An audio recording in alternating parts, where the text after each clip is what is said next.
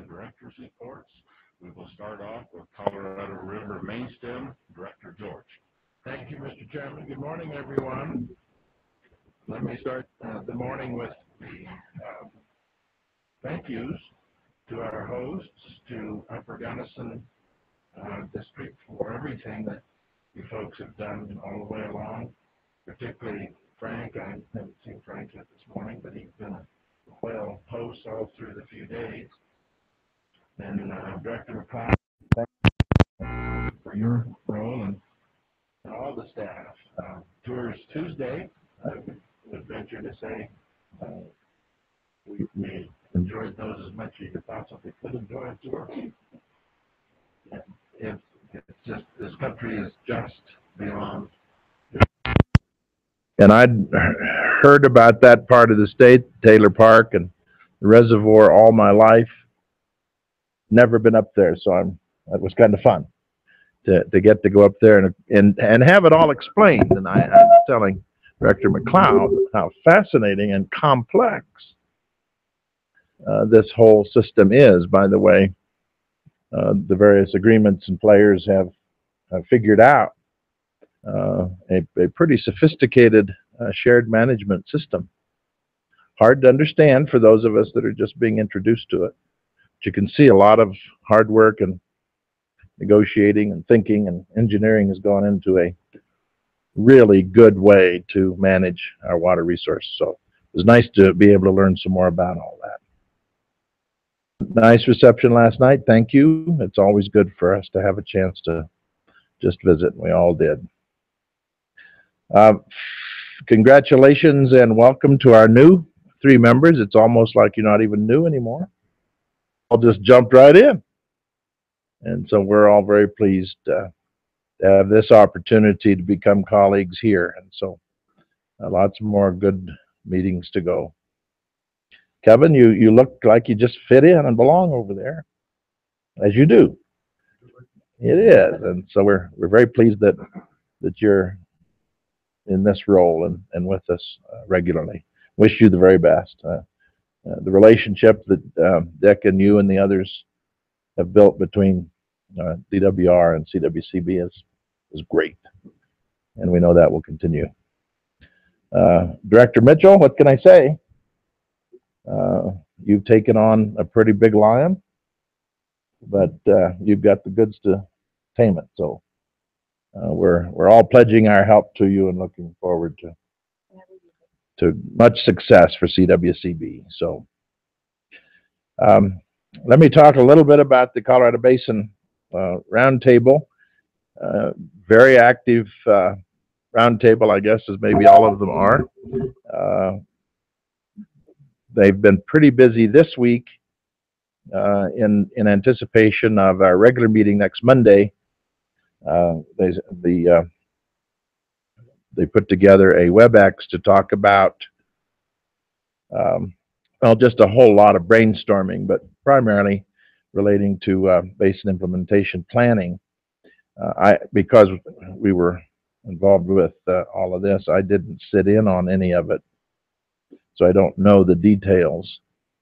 But I know what they were talking about, and it's just staging really for this next phase. Of course, we've made some new funds available for BIP projects and for specifically state water plan related projects. And so the roundtable is saying, okay, let's look at that, look at everything now through that filter and see what more we can do. And so we're going back through all the projects and looking at them, where can they fit into this new funding stream and process. So we're looking at things we already know about, and also trying to figure out how to reach out to the public and say, are there other ideas now that you look at this concept, what we're trying to do, more refinement, more precise goals. And so that's really the push right now.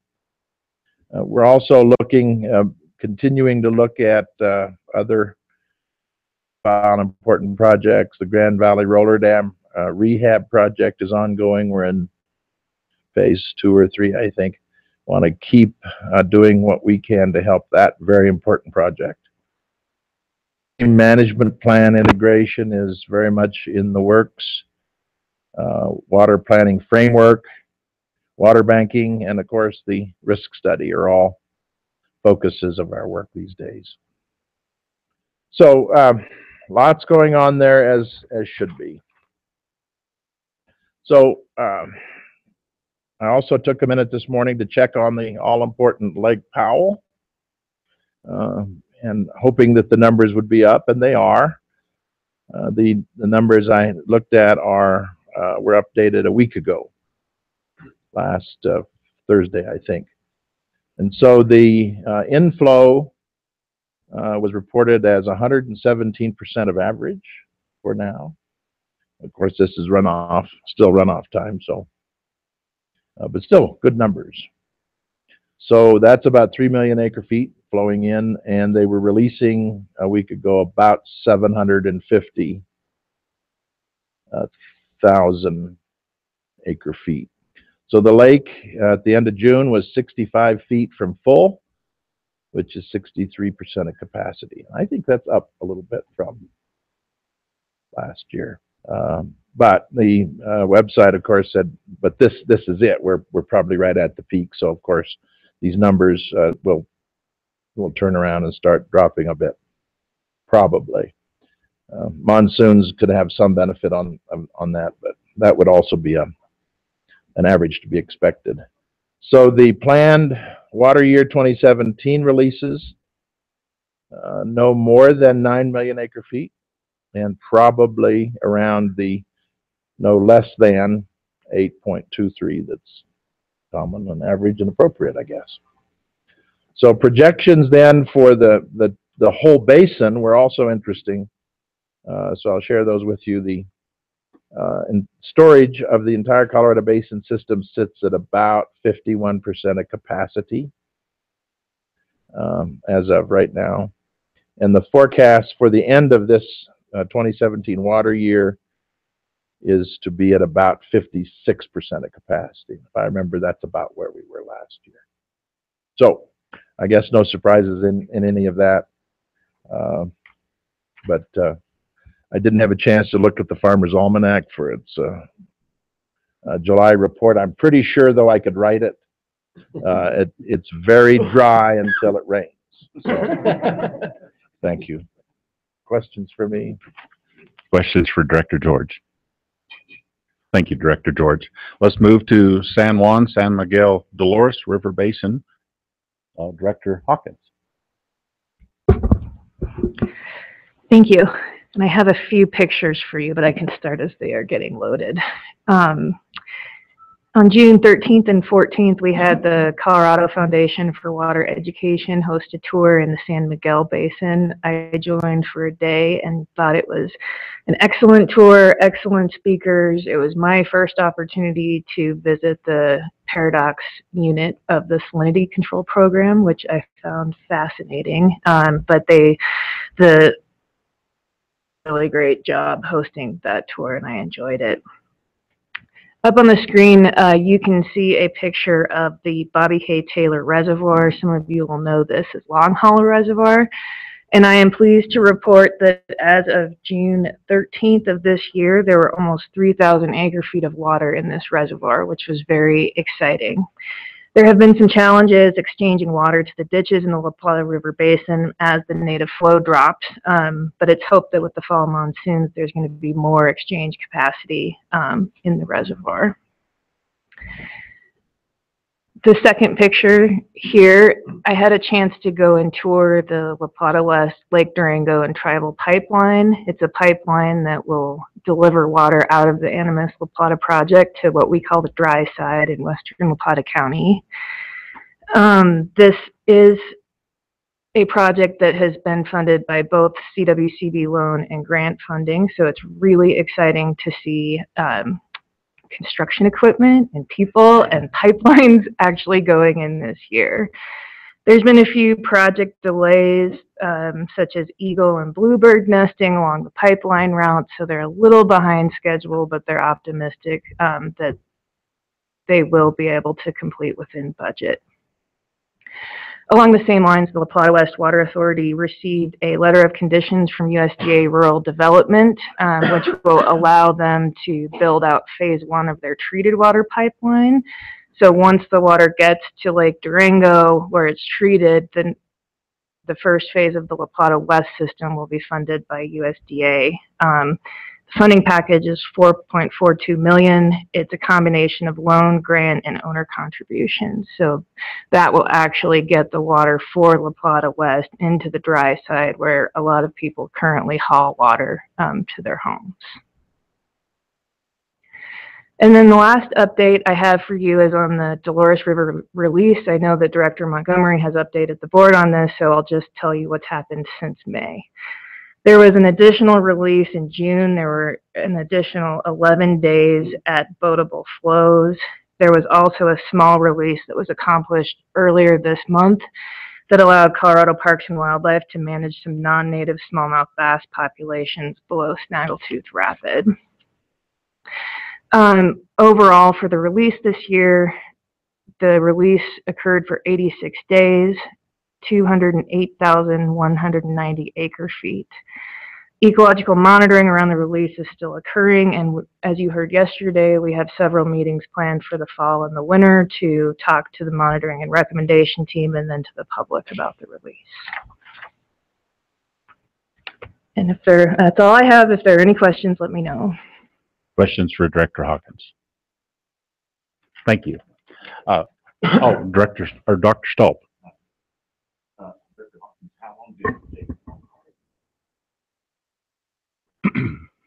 I don't know the answer. That could be right. I don't know the answer to that question. The project's not huge, but it's those ag producers down that area really love it. Yeah, that was a good project. I think it's year 4, I believe, since it was built. When they had the grand opening there, it was that's quite a contrast because we were looking at a hole there that day. So that's great. Let's move on to Gunnison River Basin Director McLeod. Mr. Chairman, I'm glad you're all enjoying the beautiful Gunnison country.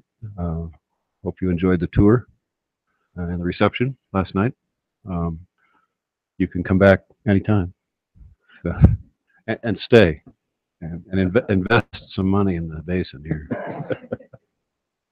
Well, we had a wet spring in the Gunnison Basin, but it's drying up pretty quickly.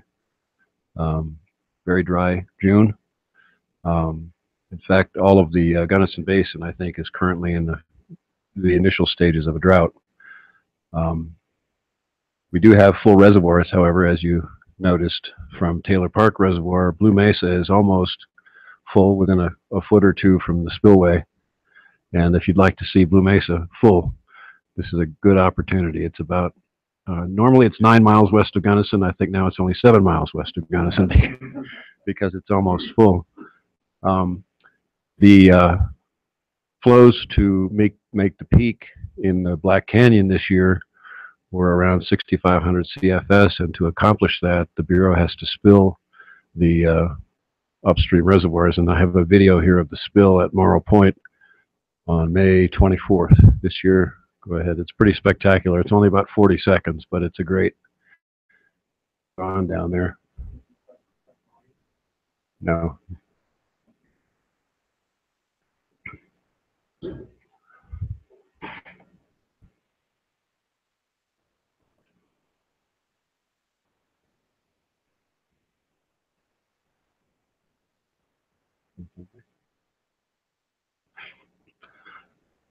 So the Gunnison Basin Roundtable currently is only meeting every other month, but the Roundtable's been aggressively reviewing and approving Water Supply Reserve Fund grants to advance the Basin Implementation Plan.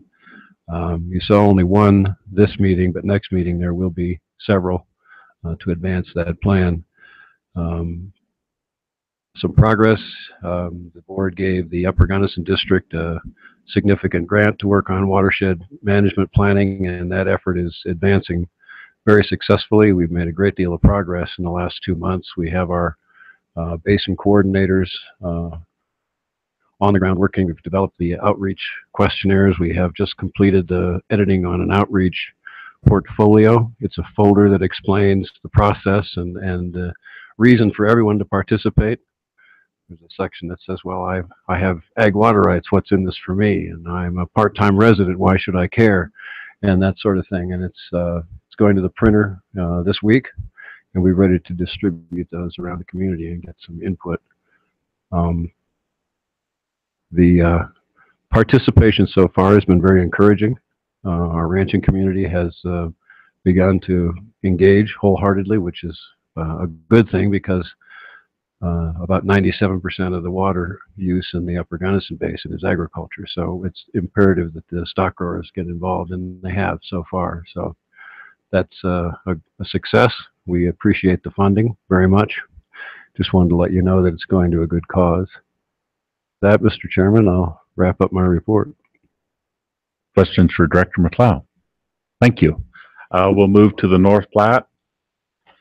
I just wanted to say thank you very much to Director McLeod, Frank Kugel, and the directors of the Upper Gunnison for your wonderful hospitality. It was truly appreciated. Those were great tours, and I saw a lot of country that I've never seen before. So it's really a nice country too. So, we're actually pretty darn good. Haying season is in full swing right now, so that means all the ag folks are hard at it. Our tourism industry seems to be in full swing too, which is that's nice too. It's nice to have other things going on. What I'd like to talk about briefly is our next meeting will be in Walden, and just kind of giving folks some logistical things to kind of think about. We plan on doing things just a little bit differently. We're going to focus on some recreational opportunities that are in the park.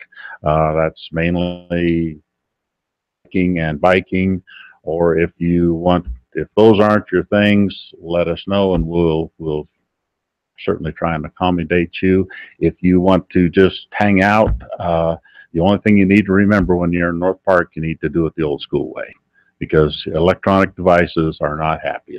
So that's just kind of just a little background there. On the fishing part of it, what I plan to do is we've probably got 30 or 40 miles worth of water lined up. So I was going to email Andrew some pictures, and then he will distribute it among all you folks. And if you want to, you can just kind of pick where you'd like to go. And we can either we have some excellent guides, and these folks are very good at what they do. But also, if you don't want to do that and you just want to partner up with somebody and go, that's great too. We can get you to the water and turn you loose. You're on your own, or you can be completely on your own. This is kind of a mix and match type thing. So we're trying to do everything what works best for you folks. But anyway, that will happen probably at least a week, 10 days before the scheduled meeting there in the end of September. So if you have any questions, feel free to discuss that with me offline, and we can kind of go from there. But we certainly look forward to having you in North Park. So that's it for my report. Any questions? If not, thank you. Appreciate it. And let's move on to the South Platte River District, or River Basin, Director Yon. All right, thank you. Andrew has a couple of pictures, but before I show those, I just want to thank the Upper Gunnison Water Conservancy District and John and the tours, and also for our little reception last night. It was very enjoyable, and this is a beautiful place. This is the first time I've been here, and that's one of the things that I like about going to places in Colorado. I'm always excited to get there, and I'm never disappointed. So it's a beautiful place, and I really enjoy getting out and seeing parts of Colorado like this. So, and I also want to welcome the new directors, Director Mitchell as well, and Kevin. I'm just really excited. I know we lost a lot of knowledge in some of our directors, but I'm excited about our new directors and where we're going, and so I think we have a forward, and I'm excited about that. And I'm also thankful for the staff for hanging in there and through this whole ordeal. And just so you know, you guys were all one of the most important things we were thinking about through the whole process. So we just thank you for your work and your diligence and your perseverance through all of this. It's a lot.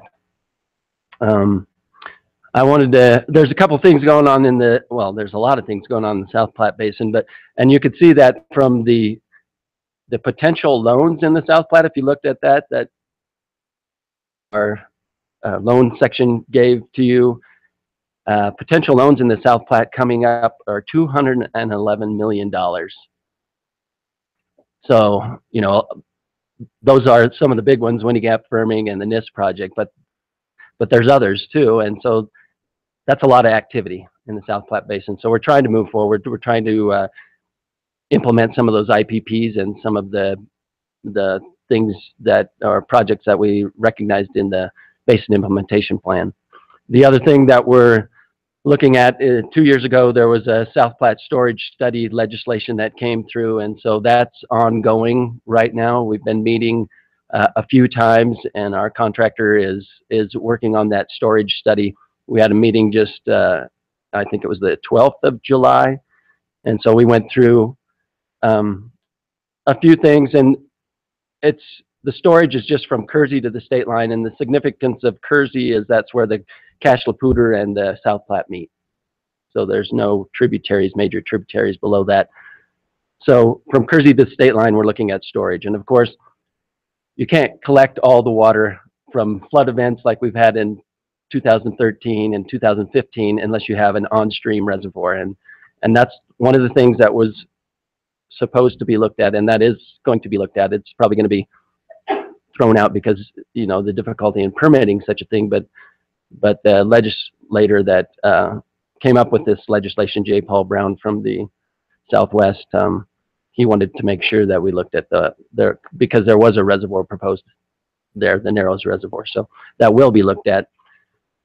But it was the storage study has looked at, it started out with probably 50 sites, and they narrowed it down to maybe 15, and then of those 15, they kind of picked representative sites along the river and just are costing those sites out along the river. So that's the way they're kind of narrowing it down, because it's not a whole lot of money to do this pretty big study.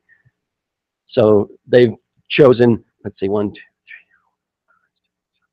6 reservoir sites along the river, and then 2 different groundwater storage and recovery sites.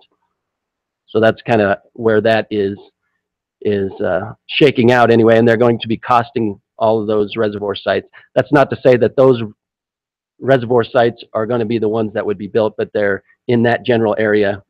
Another reservoir for some reason might work better, or somebody might like that reservoir better, but it's just kind of giving you an overview of where the storage is, where the water is available, and how it would meet demands upstream, mainly for municipal purposes, but also for agricultural purposes. So the report's supposed to be done at the end of November, so that we're going to continue to work through that. And I always like to bring up, I know it's difficult to see, I wish I could make it bigger, but you can see this is on the Lower South Platte Water Conservancy District website, and it is all the diversions and stream gauges in order from Chatfield Reservoir to the state line, so 180 miles worth of South Platte River. And like I said, what we look at is the Kersey gauge. So you have a Kersey gauge of 200 and what does that say, Andrew? 256 CFS at the Kersey gauge. And so you have all these diversions. If you'll scroll down, Andrew, you have all these diversions going on. You have a couple inputs from Jackson Reservoir. I think it's about 90 CFS, and Pruitt Reservoir, we're running around 90 CFS out. So you have 180 CFS coming into the system. But if you go all the way down to the bottom, and at Julesburg, there's 56 CFS, 55.71 at the, yeah. So 200 CFS plus what we're putting in there, 180. So you have 380 CFS coming into the system. But if you look at the bottom, this number here, that's all the diversions from Kersey to the state line. And that is what, 1,518 CFS. So it just, I like to talk about it because it's the importance of return flows to our area. So we only have 256 feet at Kersey. We have 56 feet going out, a couple reservoir inputs, but we have 1,500 cubic feet per second being diverted. And those are all return flows. If you'll scroll up just a little bit, Andrew, the Fort Morgan gauge is right. That's what was that? Fort Morgan right here.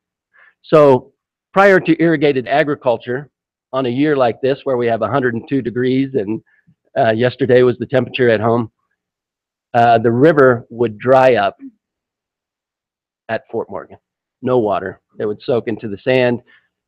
And that the reason the river no longer dries up is because of return flow. So all the deep percolation, all the seepage from the ditches, all of that comes back to the river and makes the river flow again. So I talk about this a lot, but it's kind of a unique situation in the South Platte. And Andrew, if you'd click on the point flow, this is also a tool that's up on the top. It says point view point flow. So this is a graph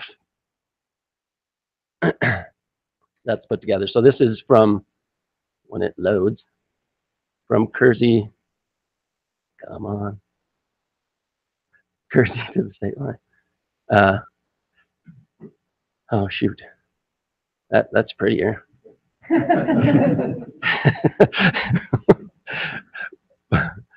But what the, that's all right. If you just go back to the website, you can.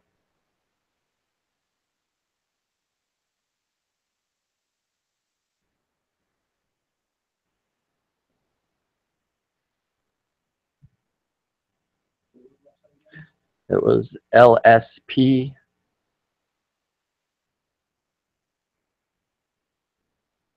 WCD.org. Yep, .org. Yeah. And then current river conditions on the left. Districts 1, 2, 864. And then hopefully it comes up this time. If it doesn't, that's fine. There we go. So this is from Kersey on the left, and this is the per second. These are all the ditches on the bottom that are diverting from Kersey to the state line. And what this shows is based on river gauges and diversions into the ditches, this tells you what the flow is at any point along the river. So, and the reason it's sloped up like this is because we have a gaining river. We have return flows. So this upslope of water is the river gaining from Kersey to, well, I can't read that ditch, but so it gains to this ditch, they divert, it gains again to that ditch, they divert. This little bump right here is Jackson Outlet that's putting water into the river, and then you have a gain, and then you have Fort Morgan Canal drawing about 300 CFS. The river gains again, that ditch diverts. Pruitt's putting in right here, and Pawnee Ditch is diverting right downstream of it. And then you get over to our area in Sterling, and you can see Sterling #1 is drying the river. The ditch gains again, they're drying the river again. The river gains again, they're drying the river again. And if you want to scroll to the side there, if you can. And then you have on out to the state line. So we have several drying points in the river along the way. And like I said, normally in a year like this without irrigated agriculture, the river would be completely dry here and you'd have no flow down below there. The blue line just represents the amount of flow. If you scroll a little bit further, Andrew, the amount of flow that the river is gaining, not down, but over to the other direction. If you can. The other way. That's it? Oh, okay. Well, the blue line over here, there's it tells you how many CFS per mile that it's gaining, and that's what the blue line represents. That's basically our river on the South Platte, and I find it fascinating every time I look at this. John? Yeah, so the compact call is on with Nebraska. So we have 56 feet CFS going out of the state. The compact with Nebraska is 120 CFS, but it's an 1897 water right. So everything junior to 1897 has to be curtailed. Curtail everything junior to 1897, and there's still, whatever there is, that's what Nebraska gets. And that's the way our compact works. The only kind of interesting part of that is all the wells are junior to 1897. So when you pump a well, you have to replace that well pumping with an augmentation plan to the Nebraska call. And then finally, I have just a few pictures. Do you have that I sent you, Andrew? If you don't, I can just talk about it. But we did a alternative transfer method with a pipeline company in North Sterling about this. They came to us in November of 2016, and it's for oil production to the west of us. So here's a map of, well, when you bring it up, of the location. But it was pretty rapid. We started talking in November. Our board started discussing it pretty heavily in December. And then we went to our landowners. We're an irrigation district, so we have landowners.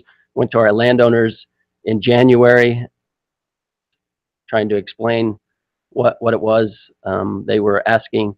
And so here is a layout. Here's the North Sterling Reservoir. North Sterling Reservoir is about 12 miles north of Sterling. They proposed a pipeline hooking onto our outlet canal, a pipeline that goes a little bit north and then straight to the west, north of New Raymer, Colorado, if you've ever been on Highway 14 to Fort Collins from Sterling. North of New Raymer, it's 37-mile pipeline, 18-inch inside diameter. So if you want to click on to the next, and one of the things they had to do, of course, was here's our dam of the North Sterling, not like John's picture of a dam, but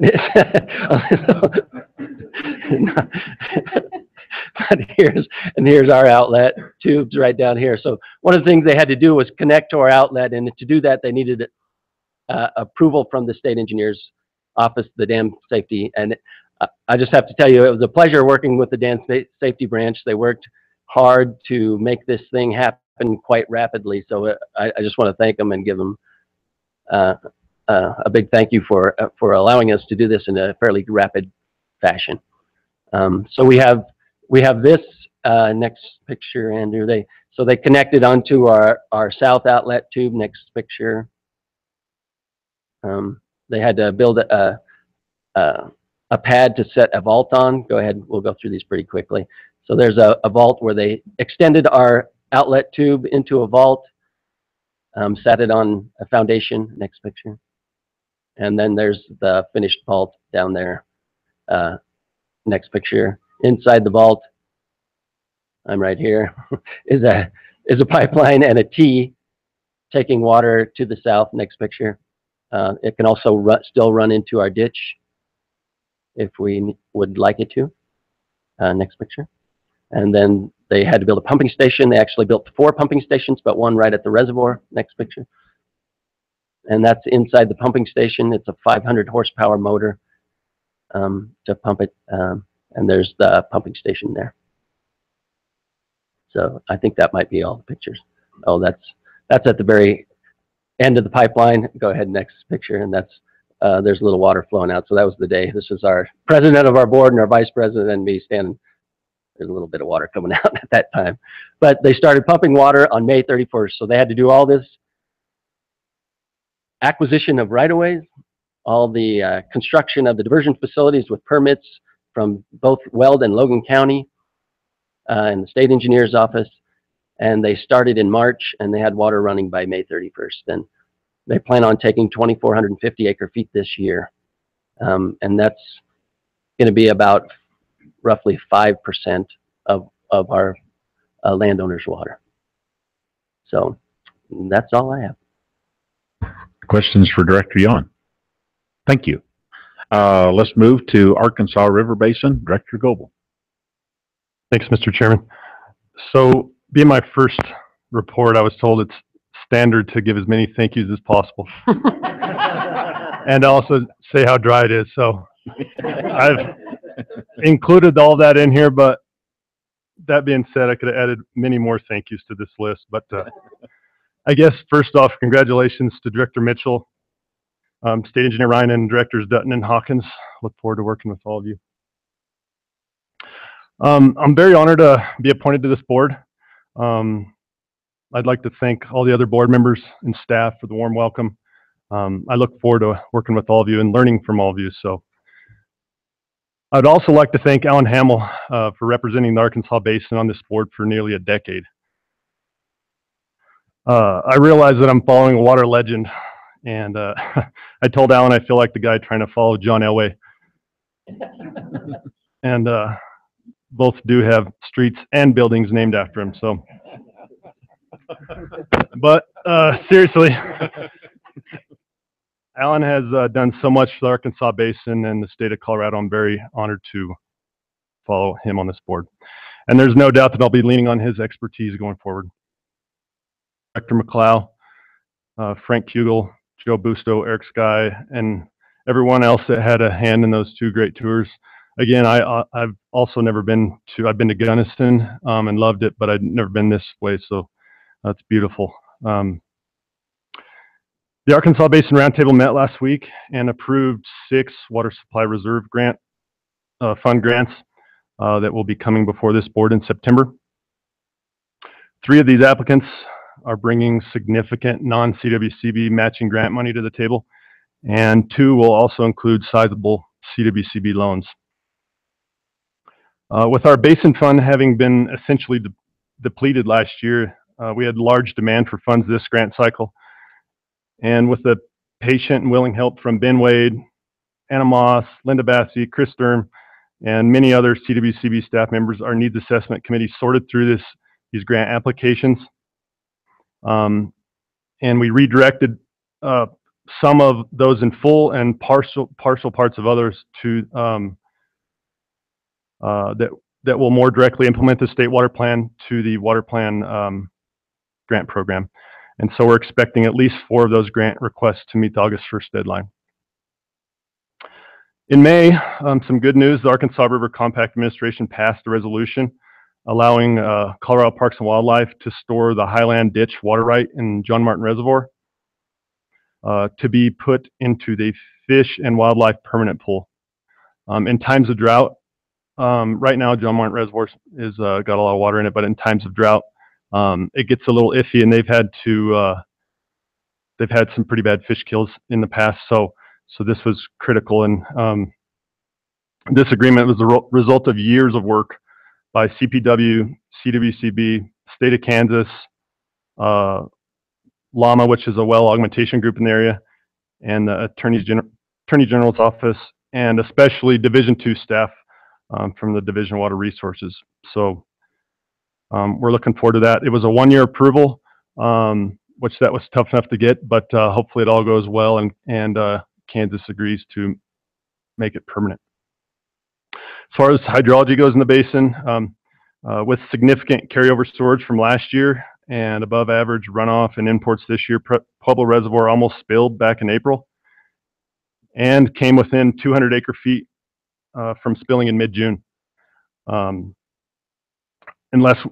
I'm not asking for some dry years, but without dry years, it'll be have a potential to spill every year because of all the carryover storage. But that's a good problem to have. John Martin Reservoir was filling steadily through June and was about a month away from spilling, which is it spills, if I remember right, around 340,000 acre-feet. And then at the end of June, Kansas called for their water, and they were pulling more than the reservoir was taking in. And so it doesn't look like we'll have a spill unless something changes drastically. After steady moisture in May, June was hot and dry in the Arkansas Basin, but recent rains have kept us from falling back into drought conditions, so we're very thankful for that. River levels have also been above average, which are contributing to a strong corn and alfalfa crop, and also great rafting conditions, and unfortunately some minor flooding. And then also the melons and other produce are getting ripe, and the farm markets are starting to open, which makes for a great time to be in the Arkansas Basin. So we welcome anybody that wants to come down. And with that, that'll conclude my report, and I'll take any questions. Questions for Director Goebel? Thank you. Let's move on to City and County of Denver. Director Wells. Good morning. I want to echo the sentiments of others. I am delighted with the new directors. As I said in an email to my fellow board members, we lowered the average age by about a decade. So we're grateful for that. You know, everything needs a little infusion of youth from time to time. And it really is. But you all are not just young; you're knowledgeable, and it's a great thing. And with Director Ryan and Director Mitchell, we have a great experience in new faces. So it's really a pleasure to have a reconstituted board. I too have enjoyed being here in Crested Butte. Minor panic this morning, but Director McLeod and his wife found my car keys. So I'm grateful to be able to leave despite the fact that I really like it here. I really, it's a great place to visit, and the hospitality has been wonderful. I want to talk about two things that have to do with the future. I have some really good news, and then I have some not so great. So as you probably heard, the Corps issued the record of decision for the 404 permit for gross reservoir enlargement. And that was a 14-year effort. It shouldn't have taken that long, but it is certainly thorough.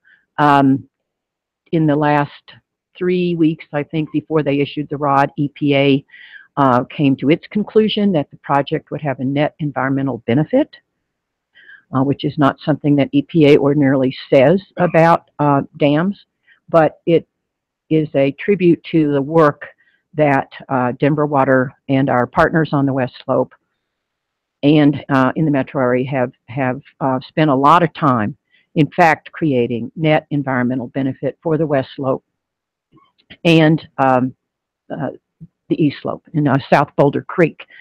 And the mitigation that is required for the 404 permit is actually quite limited. And that is a stream restoration project that on South Boulder Creek. We're partnering with the city of Boulder, and that'll happen this year. And then one on the Williams Fork below the dam, I believe, another stream restoration project, and some replacement of wetlands. We have actually a Fens bank in Park County. So we're going to dedicate Fens perpetually. The Corps is very concerned about perpetual protection of land. And as I've mentioned before in a prior report, they don't trust the Forest Service to do that, which I find to be fairly remarkable. So at any rate, we have passed that incredible milestone. Included in that is the 401 certification, of course. We filed a couple of 3 months ago or so our application with FERC. This is a FERC licensed project. So we filed our application for an amended license with FERC. Comment period is over. We got great support from our West Slope partners and metro mayors and our congressional delegation and the governor. And that process may conclude this year, which would be fairly remarkable for any federal agency. But maybe more likely 2018. This project will be $380 million, and we are not coming to the CWCB for a loan. So we're ready to get started. We will probably be sued. There are, I'm sure you know who Save the Colorado is, and they hired a lawyer about a year ago, and we've been answering CORA requests for a while. So we'll see. They have, unfortunately, 6 years to sue. So I don't know how that's going to work, but it's not that expensive, frankly, to file a NEPA lawsuit.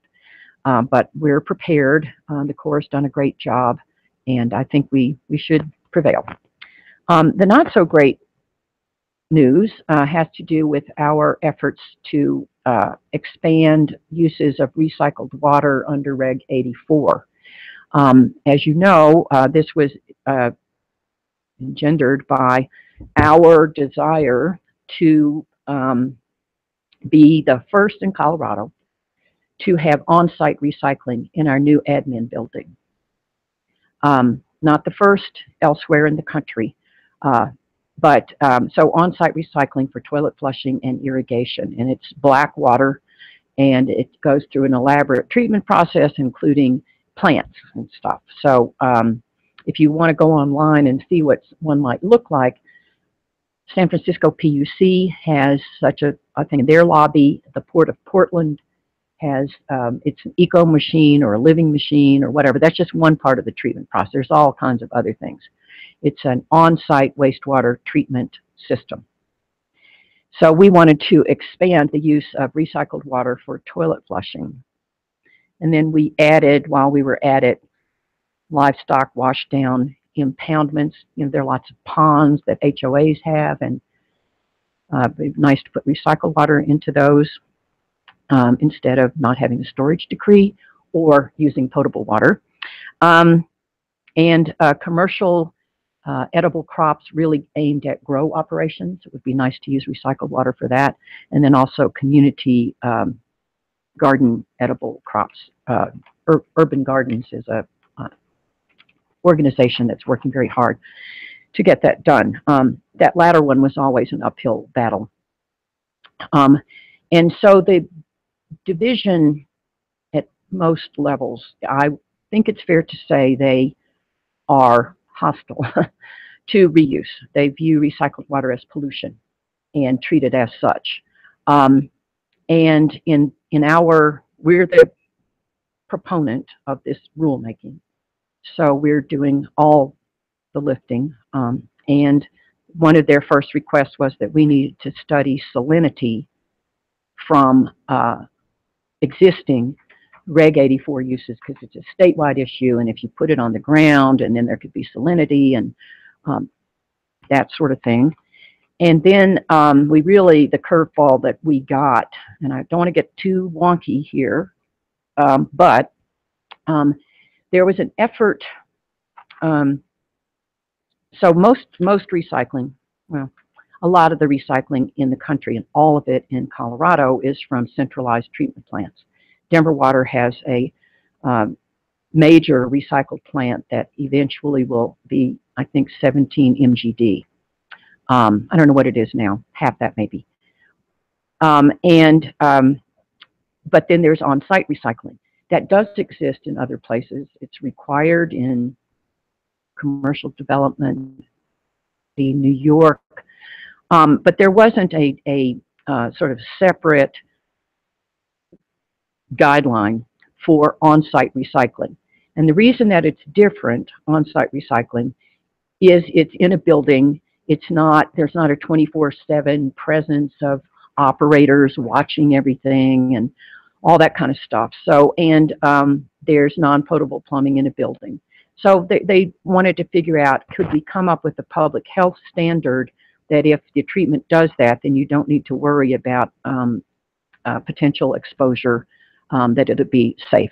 And so there was a blue ribbon commission on on-site recycling convened by the U.S. Water Alliance, and they issued a framework through the Water, Environment, and Reuse Foundation.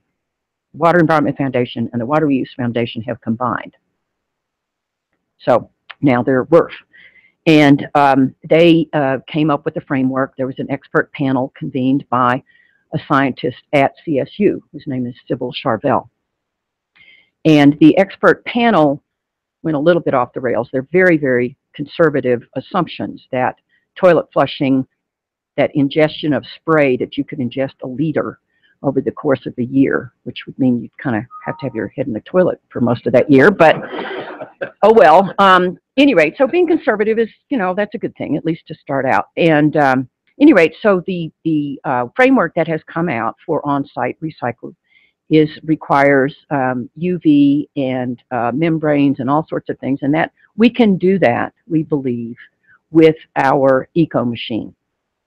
That's okay because it's on-site. However, the division has decided that WRF is such a cool thing that it should be applied to all the uses that we have proposed. And that Denver Water should go out and do the research, the basic sort of fundamental research of exposures, and quantify that and figure out how you can do this treatment. The problem with that is it's hard to say how inappropriate it is to apply WRF's on-site science to anything else off-site. And it's also not possible for any treatment plant to meet those standards, as an aside.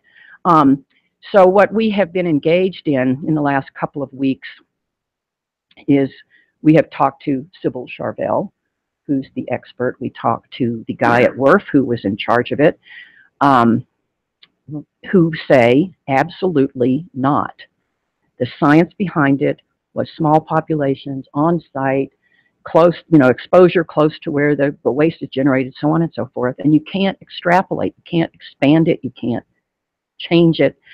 So we kind of got a full court press going on with the division. We had a not successful phone call on Tuesday morning with all the senior staff at the division. So, however, the scientists and the other people are still going to be sending them written statements saying you can't do this. It's not okay.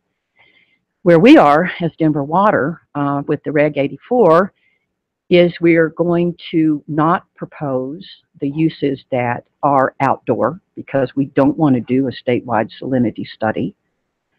And we are going to propose we're going to propose a section in Reg 84 for on-site and use the WRF or something close to it. And then we're going to propose normal things for the other uses.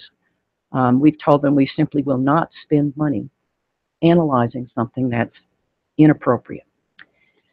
So I don't know what the outcome is going to be. There was a stakeholders meeting for Reg 84 on Tuesday afternoon, and I understand the representatives of the division got an earful from someone else at CSU who was involved in the process. So we're kind of hoping that we can persuade them to approach this differently. But we always knew it was going to be tough, but we didn't know it was going to be as bad as this. And so we're going to keep going. We really would like to have this facility at our admin building. We said we were going to be like the tip of the spear. We just didn't know how hard it was going to be. So we're working diligently. The development community, people who want LEED certification want this.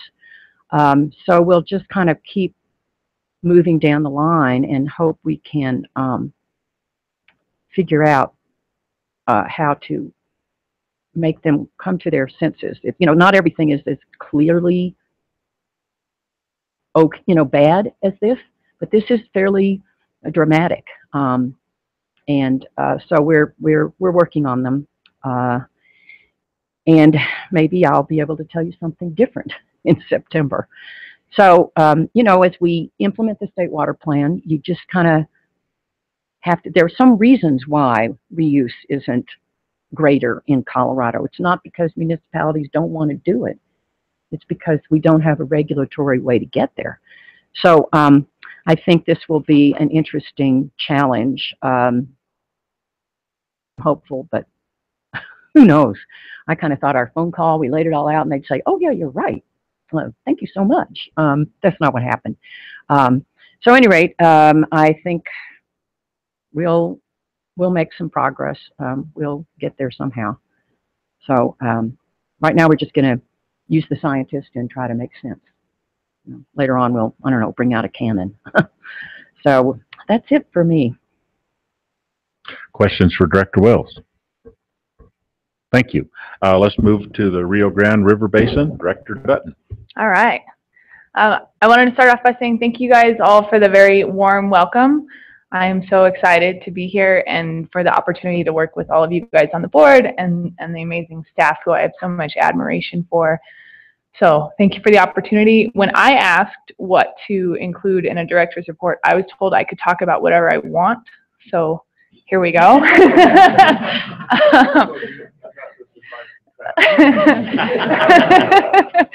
Well, I actually got it from John. And he told me how Travis used to do it. So I talk a lot faster than Travis, so we're going to cram some stuff in here. Great efforts continue in our basin working on aquifer sustainability and river restoration and irrigation infrastructure improvements, some of what you saw yesterday. We're also kicking off stream management planning, and we're looking at large sections of the Rio Grande and the Caneas, and then some of our major tributaries, so we're really excited about that. I wanted to focus on what I think is kind of the greatest effort we're all working together on, which is stream flow forecasting. Travis may have told you, but I'll emphasize that we live in a data desert, so we're kind of in this hole where we're between radars, and then we have relatively limited snow tell. And so there are areas in our basin that have no coverage at all, and then there are other areas with snow tells where they're in kind of one area of elevation, and so we miss everything either below or above that, and so it's really not representative of what's occurring across the whole watershed. And so this results in a lot of difficulty in measuring the snowpack and then predicting what the stream flow is going to do. So there's a lot riding on that April 1st forecast, I think probably for all you guys too, but especially for us. Irrigators are curtailed daily. We live with a constant compact call, and so in order to meet those obligations, people are physically shut off or turned back on every day, just depending on what that forecast says. The groundwater management subdistricts also base their annual replacement plans on that April 1st forecast, and so when the forecast is lower than what actually comes out of the river, the curtailment has to increase, which it has the effect of shutting off senior irrigators in the middle of the season, and you can imagine how they feel about that. When the forecast is higher than what actually comes down the river, which what happened this year, the curtailment started high, and then now it's been lowered in the middle of the season, so you can imagine how the juniors feel about that. They were curtailed when they had the opportunity to take some water.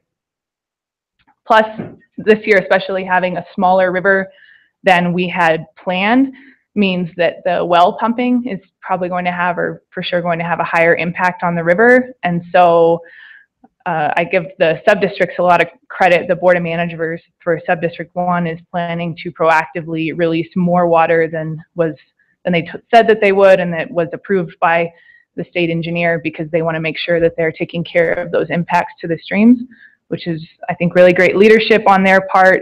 But it just shows how when that forecast is wrong, it's hard for us to catch up, and we're kind of chasing this number. And it's a difficult situation for everyone involved. Poor Craig, our division engineer, he's getting no love from some people at all times, and so I feel for him. He just can't please everyone, and it's difficult for him. And then volatility and the curtailment, kind of that number going up and down. We've calculated that it can cost irrigators thousands of dollars a day. The Caneos did an analysis, and they found out that it costs between $1,300 and $1,500 a day when they're trying to figure out the curtailment. And so multiply that out, it can have pretty big actual financial costs to just the Caneas. We haven't done it for the Rio Grande yet, but those are real numbers and a real hit to our producers. So to deal with all this, we're really trying hard to improve stream flow forecasting, and so we're working really hard with CWCB, especially with Eric and Joe. They've helped us out a lot. We're trying to install new equipment. So Snowtail light sites are going in, some of them in the wilderness, with the great help of the Rio Grande National Forest. So there will be better snowtails, and then we're working really hard from a lot of different angles to get a permanent radar in Alamosa. So the radar is definitely a Joe Busto pet project, which comes with all that mad scientist fun stuff. He has worked so hard and been such a great advocate for us. He's helped secure project bill funding, and now we're building a partnership of it's a really diverse coalition of people that are going to benefit from this project and help us raise the matching funds. Some of those additional benefits include improved weather forecasting, aviation. I didn't even know before we started all of this that the size of planes in the Alamosa airport is actually limited because the radar coverage is 0. So maybe we could have planes that aren't just vomit comets if we can improve the aviation. It'll also help with transportation management and then emergency management. You may have heard there was a huge storm in Castilla County this year that caught people totally off guard, and they had to get snow plows from all of the other counties in the valley and work for a week just to get people out of their homes. It was really scary, and it was a huge problem, and we had no idea it was coming. So hopefully stuff like that can be avoided in the future once we have this radar. So with that great partnership coalition, we're pursuing additional funds through CDOT and the FFA. I keep saying FFA, FAA, and our local water districts.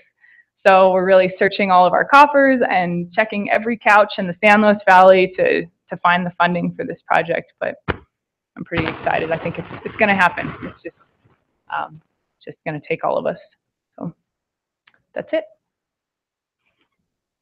Questions for Director Dutton? Thank you. Let's move to the Yampa White and Green Basin. Director Gallagher. Thank you, Mr. Chair. Again, I want to extend, like everyone else, our thanks to Director McLeod and Frank Kugel and all the directors at Upper Gunnison District for their warm welcome and hospitality here in this lovely country here. It's great to spend a few days here to see what the other end of the mountains look like, and would love to come back to drop a little money in your pockets here. Also, welcome to our new directors. I echo Patty's sentiment that we're really happy to have some young blood in here, fresh ideas and fresh faces, and you're off to a very strong start, so thank you. And again, congratulations to Director Mitchell, new Director Mitchell, and Director Klein for your appointments. So glad to have you here. Yes, it's dry in the northwest Colorado, and we've had very little measurable precipitation since May. We've had a couple of storms in the last week or so, but little. Our streams and rivers really ran at about 50, have been running for about 6 weeks at about 50 to 60% of the median. And the valleys dried out. City of Steamboat early on imposed water restrictions on the city based on the snowpack at the top of Buffalo Pass. That's our only way of doing it. We don't do it on storage. We do it what's in our solid phase storage. Forests, we've had a couple of significant forest fires in Routt and Moffat counties this year already. So the Forest Service and the BLM have imposed stage 1 restrictions both in the National Forest and I think also out in BLM land as well. Also in response to this, last week, just in time, the CWCB finalized the lease agreement with the Colorado Water Trust, which allowed releases from Stagecoach. 10 CFS does help our river, and right now it's running at about 114 this morning. That helps. We have a voluntary management group through Steamboat, which says no fishing or or tubing when it drops below 80, which is, it should be a little higher than that, but that's what the operative level is, and we're hoping that we don't drop that down there with the help of this new in-stream flow of the tailwaters. Roundtable news, our consultant, Wilson Water, held an all-day workshop with our technical committee last week and presented the results of modeling the White and Yampa rivers with and without the IPPs. This is a good baseline for us to start thinking about our projects, and as we add in more information from the SWASI, I think it'll be provide an interesting tool for us to move forward on our second phase of our basic basin implementation plan. A second workshop is scheduled in Steamboat for August, immediately following the Water Congress. So we'll have another shot at the modeling after the Water Congress I think on August 24th. The committee also discussed the possibility of a stream management plan for all our select reaches of the Yampa River. So we're rolling that around in terms of meeting one of our goals, which is to integrate some of our operations and our management of water in the whole basin, but particularly in the Yampa River. Also, what's interesting, at last week's roundtable, the City of Craig presented a concept drawing the river park structure and improvements located near the city's municipal water intake. And this is a big step for them to start trying to develop some of their riverfront and to start catering to some of the residents who are interested in and visitors who are interested in staying and dropping some money there. So we're very pleased to see that change, and we had at least 3 members of the City Council and also staff there at the meeting last week, which was very gratifying. An update on funded projects. The White River Storage Project on the White River is planning to have a meeting to update the public on the proposed Wolf Creek Reservoir. That'll be held at the College CNC and CNCC in Rangeley on August 22nd. Starting at the headwaters of the Yampa, the Croshow Lake Dam outlet replacement should be underway right now or shortly, having received an acceptable bid this spring. I think they were allowed to have a partial fill this year, but having to lower it again for the construction, that worked out fine for them. Again, at Stagecoach, moving downstream, we've got the in-stream flow releases happening. In Steamboat itself, the City of Steamboat's stream management plan for a 13-mile reach through Steamboat, their consultants are collecting field data, developing the flow model, and synthesizing existing information. And they expect to have the first community outreach meeting in November. A little bit below there, just above Hayden, the Gibraltar Ditch improvements, which are part of the restoration for the Morgan Bottom there. The stakeholders are going to review the 60% design this week, and the contractor will be shortly submitting permit applications for construction in the fall. Maybell Ditch, lastly, all the improvements of the headgate were piping and automated return flow gate are in, and they had some, as they opened it up this spring, they had some problems with the telecom in that region there in the lower Little Juniper Canyon, and I think are well in place to try to solve that. That was going to give them automated control of the site. And with that, Mr. Chairman, I conclude my report. Questions for Director Gallagher? Thank you. That concludes our Basin Directors reports. We will move to agenda item 25.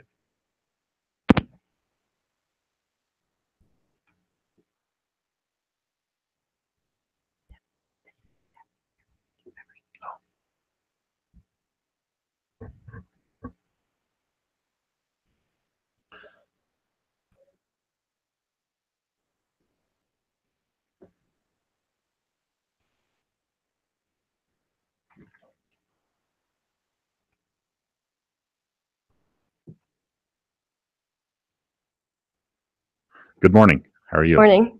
Stephanie DiPetito, CWCB staff for the record. For those of you who don't know me, I am the Community Assistance Program Coordinator in the Flood and Watershed Protection. Entails managing the Fluvial Hazard Zone mapping program, which I'm here to tell you about today, in addition to coordinating the National Flood Insurance Program on behalf of the state of Colorado. As many of you may know, the CWCB has been active in the recovery efforts that have been taking place since the 2013 flood events in the northern Colorado Front Range. And as we've moved from short-term into our long-term planning efforts, one of the programs that was prioritized and is being managed by the CWCB is the mapping of fluvial hazard zones. But before I get too far ahead of myself, I want to make sure that we're all on the same page with what I mean by a fluvial hazard zone. I'm going to wait until the projector's loaded. So the definition of a fluvial hazard zone in the context of this project is the area a stream has occupied in recent history, could occupy, or could physically influence as it stores and transports sediment and debris during flood events. The objective of a mapped FHZ is to identify lands most vulnerable to fluvial hazards in the near term. So what this means is the area that a stream or river currently occupies and where it could move in the future. Rivers are dynamic in nature, and they're ever moving. They're picking up sediment, they're depositing sediment, their channels are moving. So in understanding the true risk of a flood, it's important that we take into account these dynamic processes. In this slide, you'll see on the left, regulatory floodplain, and this is what the state and FEMA have been in partnership mapping for several years. It's the 1% annual chance flood, and that's what we call the flood insurance rate map. This is the St. Vrain near Lyons, Colorado, floodway, and regulatory floodplain.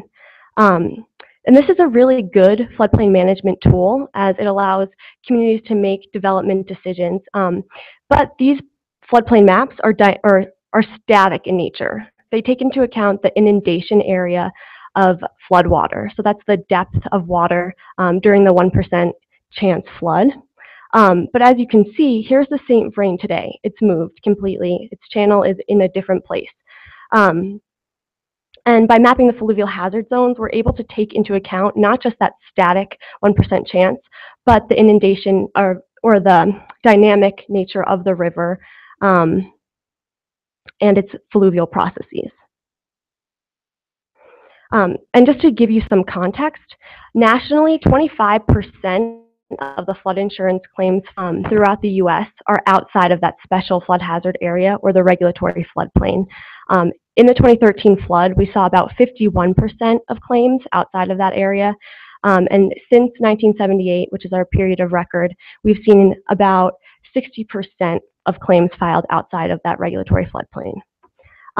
So it became apparent after the 2013 floods, as we started to observe the damages to our structure and our infrastructure that were occurring because of these fluvial flood risks. There is national precedent that's been set by FEMA at the federal level to take into account erosion hazards. However, it's kind of a gray area. There's nothing uniform applied throughout states, and it's usually in the context of shall. There's no should. Or the Federal Emergency Management Agency created the National Flood Insurance Reform Act, and this gave the nation more precedent to mitigate erosion hazards. But again, there was no uniform application of how to do this. States have actually been pretty influential in taking it upon themselves to create the methodology to do this mapping.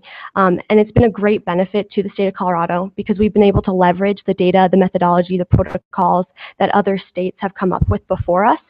In fact, Vermont and Washington State have been very collaborative in our efforts and are actually on board to do the quality assurance and quality control efforts when the maps are in place. And just to give you an understanding of the role that CWCB has in the authority of helping manage floodplains throughout the state, I'm going to read you a short paragraph.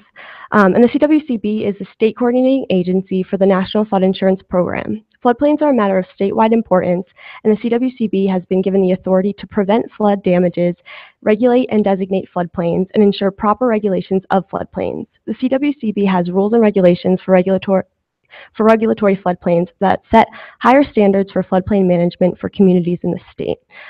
So what we hope to achieve by adding this new component of floodplain mapping is just to strengthen our floodplain management throughout communities statewide.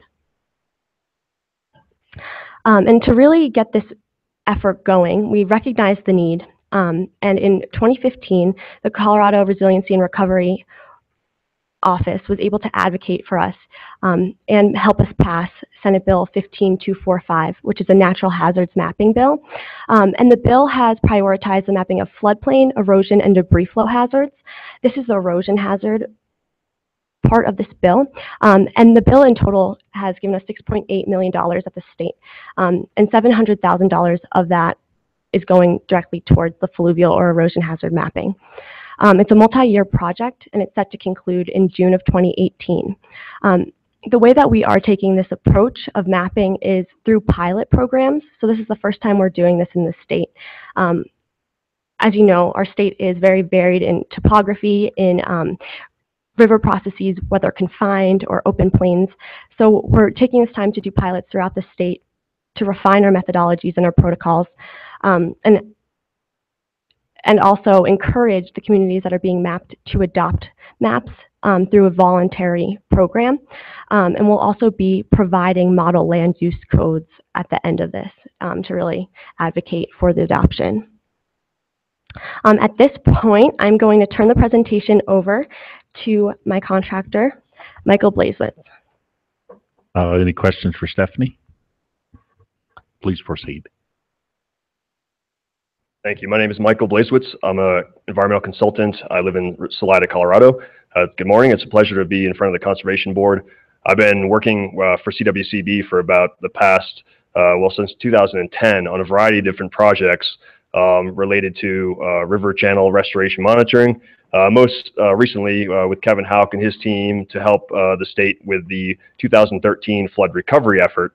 Now, when I moved here from Vermont in 2010, it was, I started having conversations about the idea of river channels moving, flood hazard, erosion hazards, and I got, a funny look back to me saying, well, there's no water in Colorado, so that's good work that you do, but, good luck.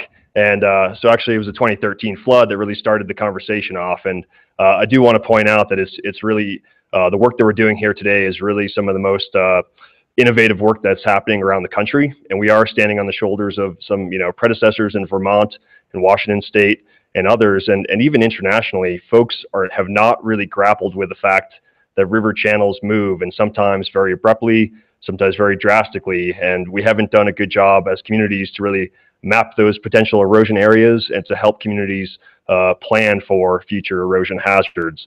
And so I'm really pleased to be part of this project and to be working with the Water Conservation Board on that.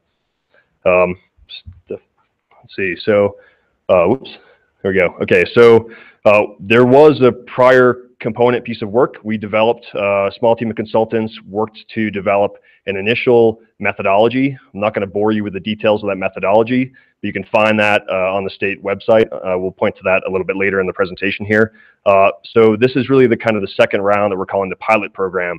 And is to get it out to communities and to try to capture a diverse range of topographies, physiologies, looking at the different superficial geologies that exist around the state, different elevations, different river sizes, channels, slopes, erosion hazard potentials, as well as that ability and interest in taking the maps that we're going to produce for these different pilot communities and hopefully implement them to then be projects that we can point to, and that other communities who may be interested in this can look to see kind of how these were taken and worked with. Representing those maps, hopefully those that you see that are in these different basins are pleased to see that some of their communities are represented. Those that aren't, just to expand upon this, because of the diversity and the wide breadth of selection that we're trying to do, we are going to take a look at some other kind of various topographies around the state as necessary to try to come up with a protocol that's really all encompassing. And that really gets after our our main project goals and deliverables and objectives. And so the first goal, I'm not going to read all this to you, but is really to develop a scientifically defensible set of standards. We need to innovate, adapt, modify, create new methodologies, test them in the field, and refine them as necessary.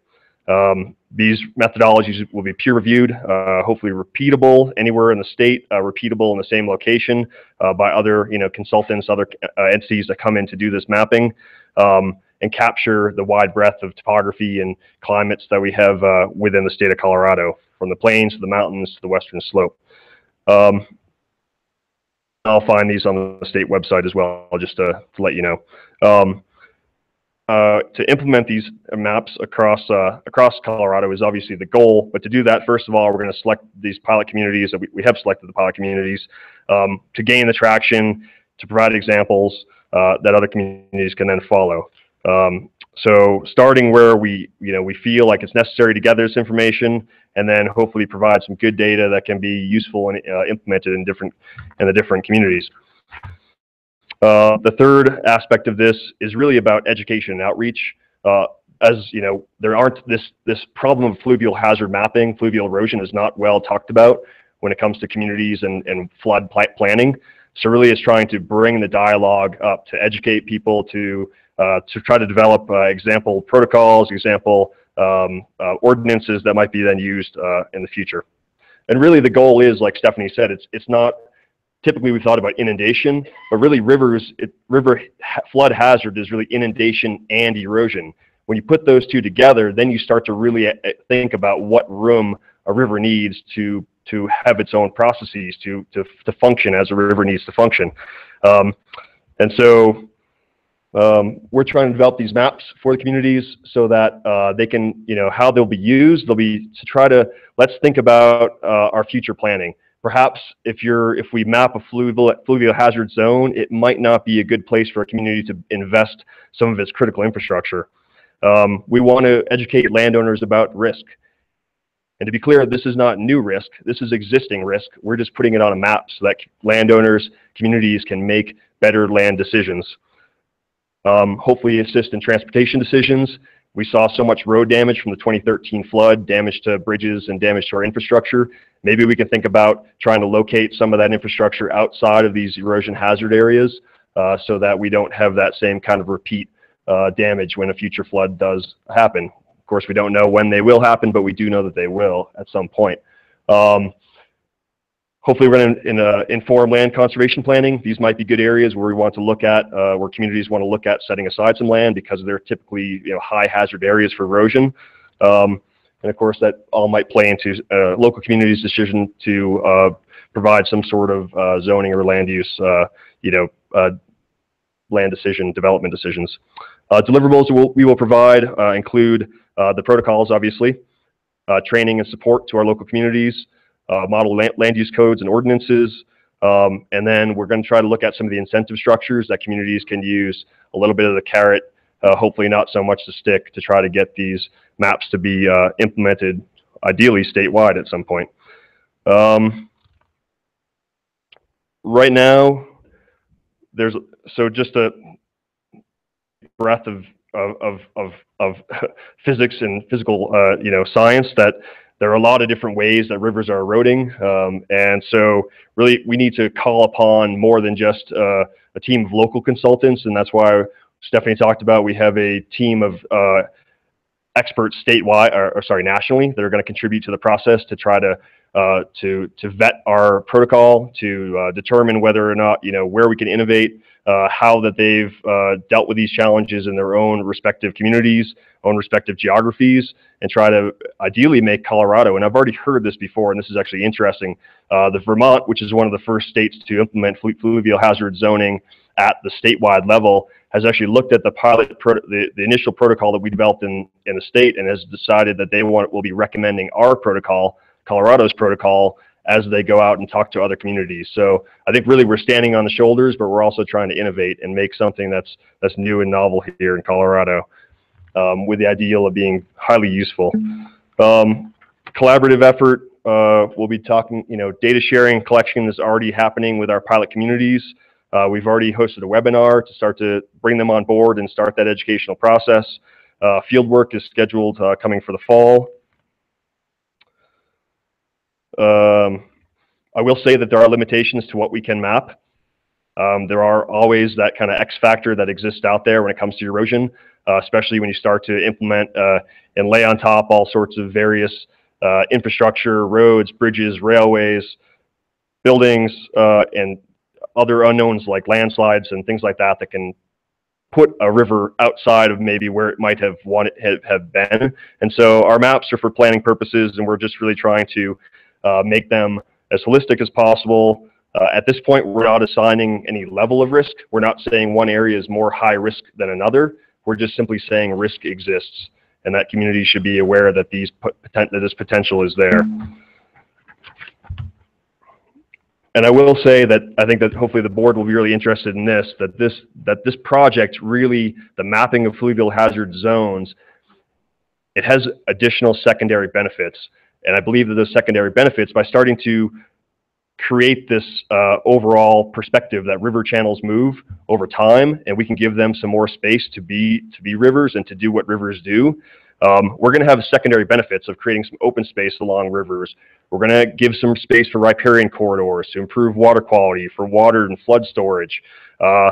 Certainly wetland systems, we've lost, been told based on some data that we've lost about 1 million acres of wetlands since the 1780s in Colorado, down from 2 million. Most of those wetlands were obviously along river corridors. And so when a river moves laterally, it often abandons an old channel, abandons an oxbow, bend, it creates a scar as it floods. And so those are future wetlands. If we give rivers more space to do what rivers want to do and move around, then also we're having that secondary effect as well. Not to mention aesthetics, open space, potential tourism, that sort of thing that come with having river channels that are buffered by and allowed to kind of to carry out their initial their processes. I'm going to turn it back over to Steph to talk about the timeline and wrap it up. This is Stephanie DiPetito again. So I just wanted to make sure that everyone understands the difference between the flood insurance rate maps and these. These are going to be based on susceptibility. So it will be like a bigger buffer zone. It won't be based on any probability, like a 1% annual chance. I just want to clarify that. So our timeline is we're working right now with the communities to gather the data and refine our methodology. And we're anticipating having our draft maps by the latest of April 2018. With that, we have a community comment period built in so that they can look over the maps. We'll take into consideration their comments, have outside subcontractors review our work, and then finalize these maps and the model land use code by October of 2018.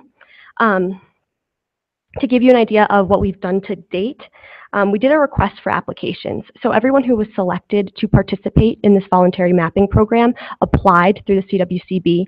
And then as Mike explained, we selected those communities based on the different topography, the physiological regions, the surficial geology. We took all of that into consideration. And these are all communities that let us know that they are interested in voluntarily adopting the model once it becomes available. So the awards or the selections were made in May, and we had a kickoff webinar with all the communities June 28th, so about a month ago. And we're anticipating to beginning our field work throughout September and October. And at that time, when we're going to those communities, we're going to hold one-on-one meetings and also start to provide communities with education and outreach materials so that they can get the word out.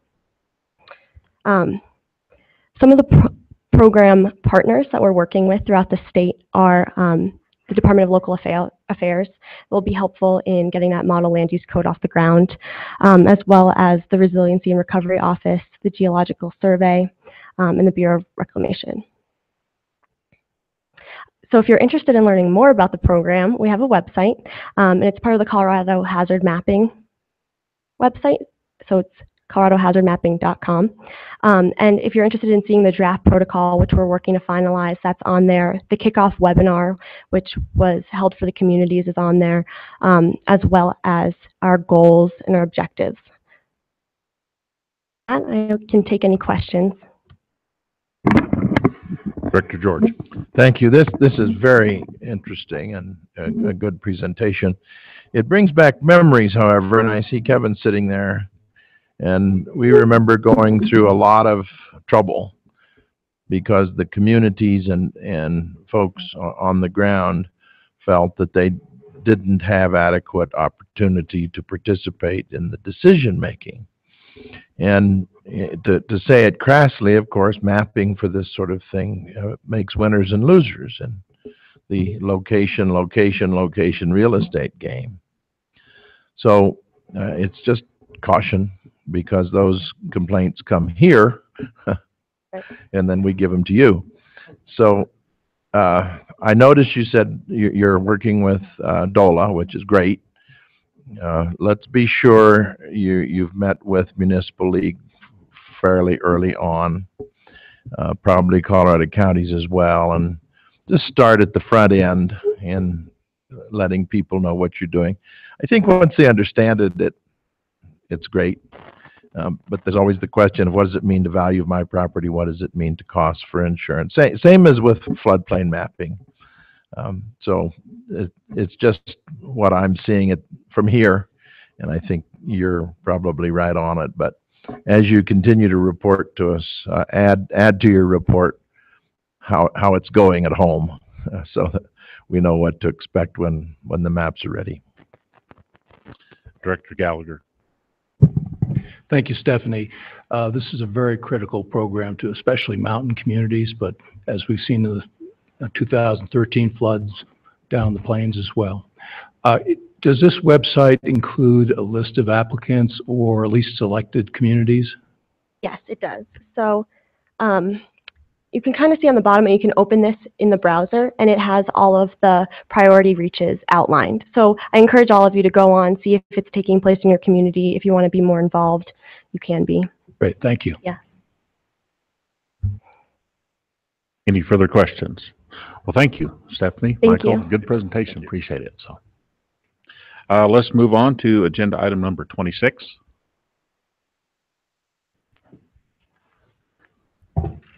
Good morning. Morning.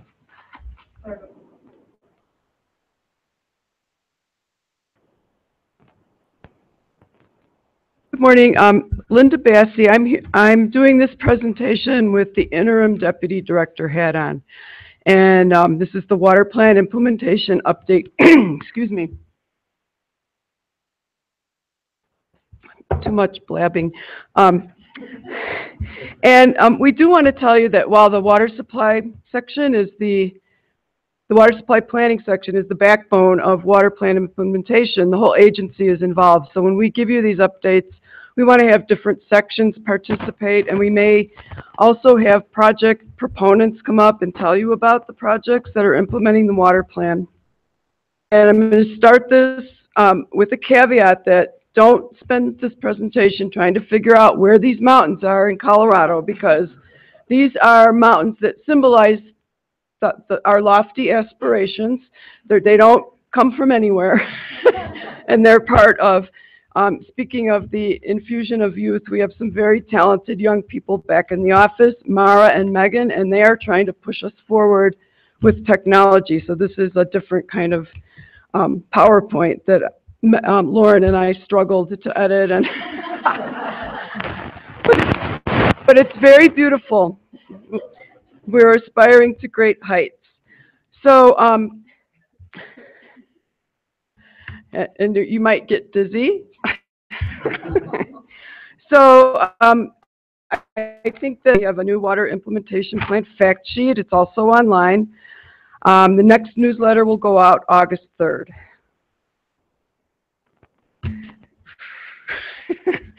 So the water plan identified the big challenges that we are facing related to water, the growing water supply gap, inefficient regulatory processes, agricultural dry up and viability, increasing funding needs, variable climatic conditions, and critical environmental concerns.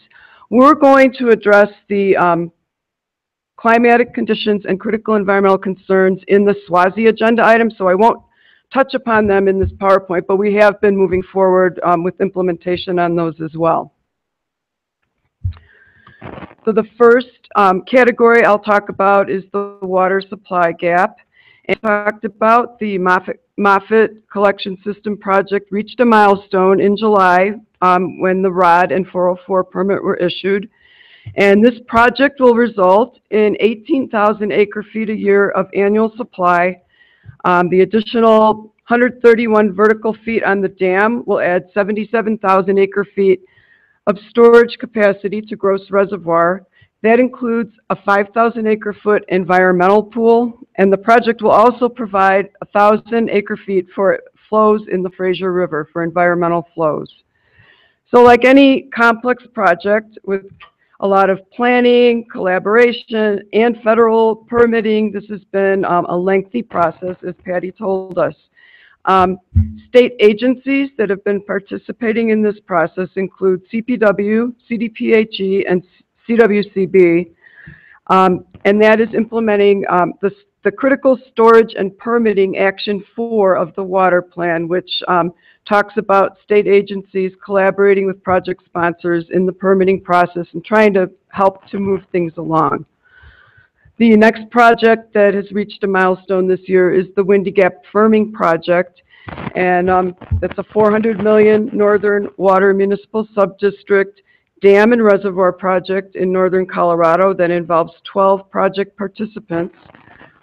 Construction of Chimney Hollow Reservoir will fill a storage need and increase the reliable annual yield. I was just told last night yield is an outdated term, but that's what by Patty, but that's what I have, of the project to about 30,000 acre-feet from 0 acre-feet. Colorado endorsed this project in 2016 because it's a collaborative project that brings communities together, protects fish and wildlife, and makes our water supply more sustainable. And this is the type of project that the water plan envisions. Governor Hickenlooper called it a model project because it's been a cooperative effort and a transparent process. Last November, this board approved setting aside $90 million for financing the project, and that implements Critical Storage and Permitting Action 2 of the Water Plan, funding IPPs that will help meet the storage and the supply gap.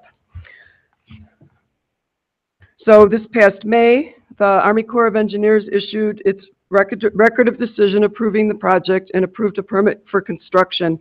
And this was the last approval that the reservoir needed, and construction is planned to start in 2019.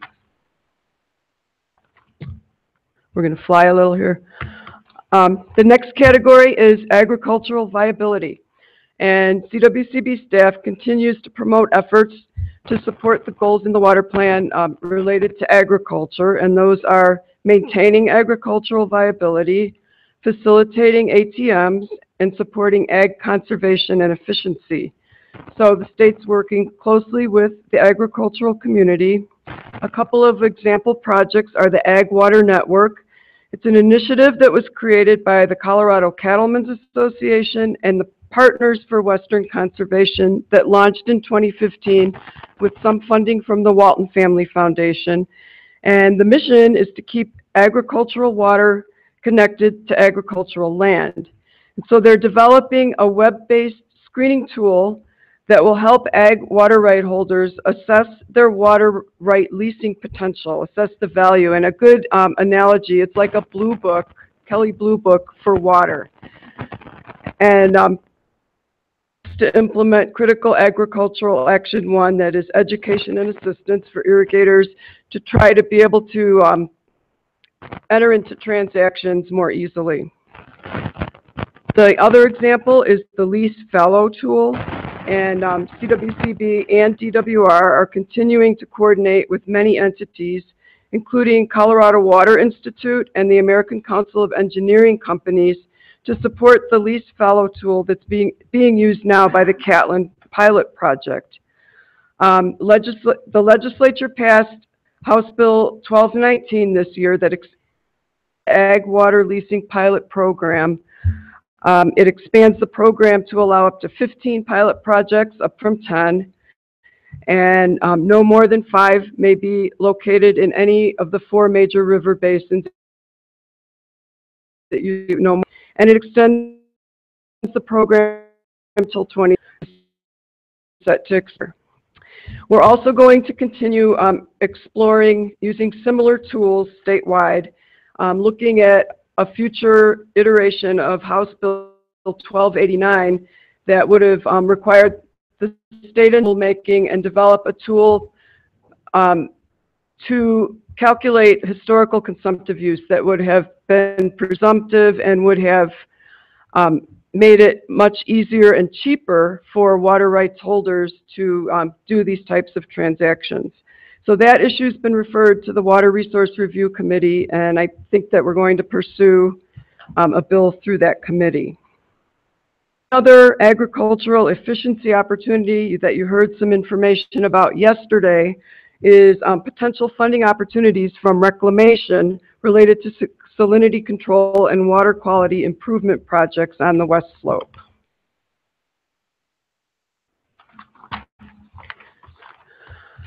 So the next category is the inefficient regulatory process. We're being, Karen didn't use the word inefficient.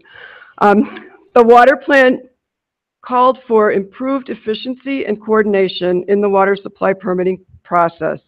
And I think you're all aware that the state and EPA Region 8 convened a lean event, which is a process improvement event, in spring of 2016 to bring together representatives from state, local, and federal agencies to figure out how to make the permitting process more efficient. We also had representatives from water utilities and environmental groups participating. And this directly implemented Critical Storage and Permitting Action 3, which said have lean events. The result of that, in September of this year, we will have a Colorado Water Supply Planning and Permitting Handbook available, and we will be sending the board a link to that when it becomes available. And so the handbook is intended to provide guidance to entities wanting to develop a water supply project in Colorado, and it goes through the key steps in planning and permitting process and has a number of helpful tips and guidance. So we're hoping that that will help these water providers try to get their projects through that process.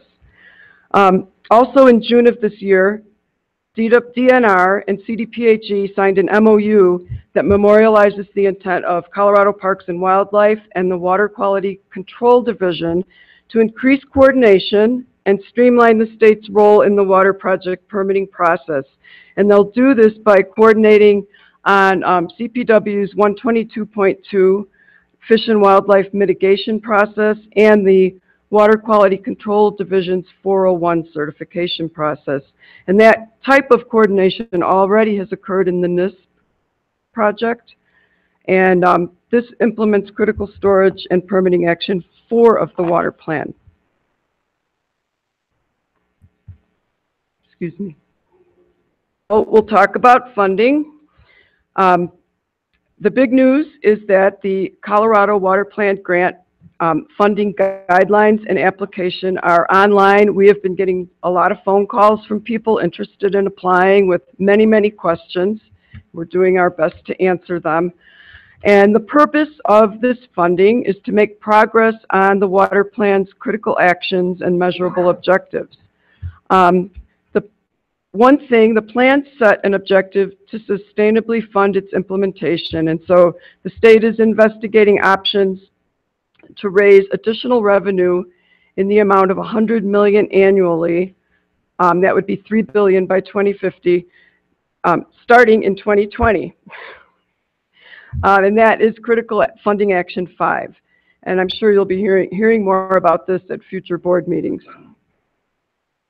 And so this year, the legislature authorized the use of $10 million for water plan grants, which was a big step for us in implementing the water plan. And we want to thank them for their leadership on this step and for transferring $10 million from the severance tax perpetual base fund to the WSRF to address projected Tier 2 funding shortage, because we need money for these projects. So the categories of the water water plan grant funding are up there with the amounts. And you're going to hear much more about this in agenda item 31 today, so I won't go on about it. One other funding item is technical assistance for federal cost share. And these are technical assistance grants for applicants seeking federal funds.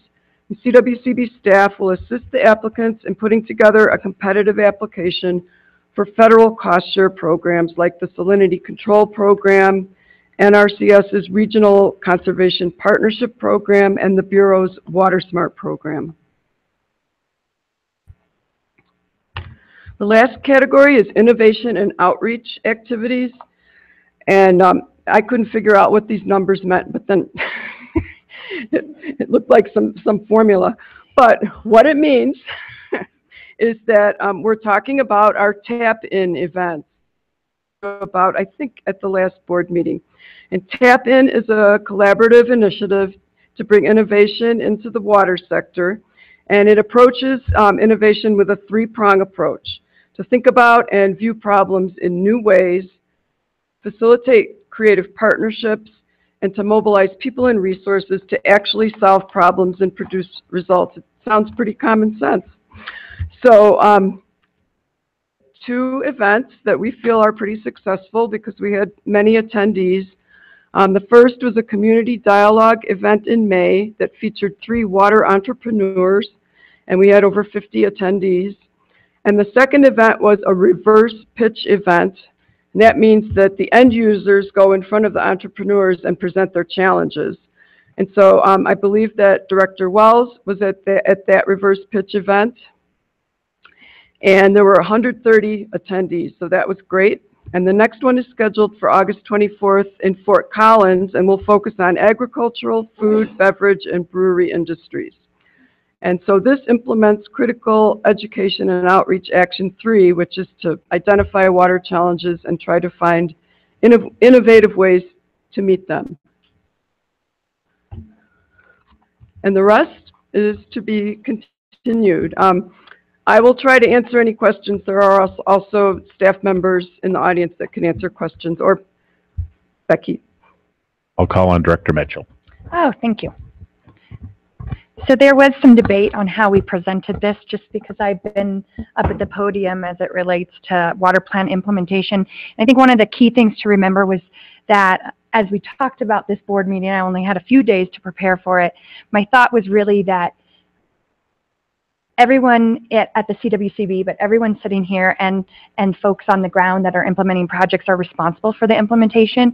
So we thought a diversification of the presenters was the first step in that, and that folks would have an opportunity to talk about what they're doing. So I just wanted to forewarn you all that as we're going to be moving forward in the next new board members, that you're going to be seeing presentations from no longer me, but different people throughout the CWCB, but also we're really going to be focused on bringing people in on the ground that are doing projects that can highlight what's happening and get that information to you all. You'll also be seeing a strategic plan as we move forward with some predictions of where we're going to go with our board meetings and what we'll be discussing and highlighting issues. I keep thinking about quality being one of those at some point. And I wanted to touch on one point, was that on that last innovation slide, you saw there was 180, and those were participants that were not folks that we would normally see.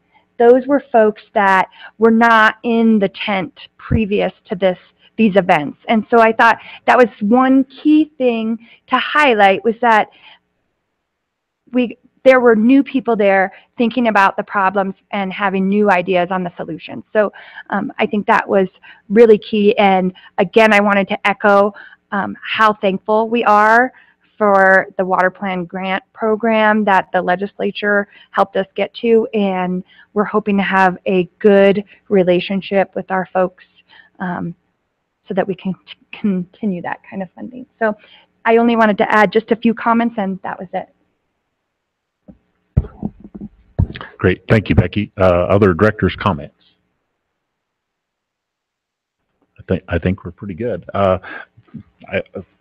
From Becky or Director Mitchell's responses, I think you'll get to see the first-hand view of it when you come to North Park. We've got some folks that have projects on the ground. They will be making short presentations to kind of kick it off. So we're very excited about that. I think if we're completed with this one, this is just a little bit different, but we are scheduled to have a break for an AM brunch. So, Andrew, is that set up and good to go? That's instead of lunch. Yeah, this is instead of lunch. So after we return from that, you will be in your chairs until we are completed today. So a little better plan accordingly. Dr. Salt.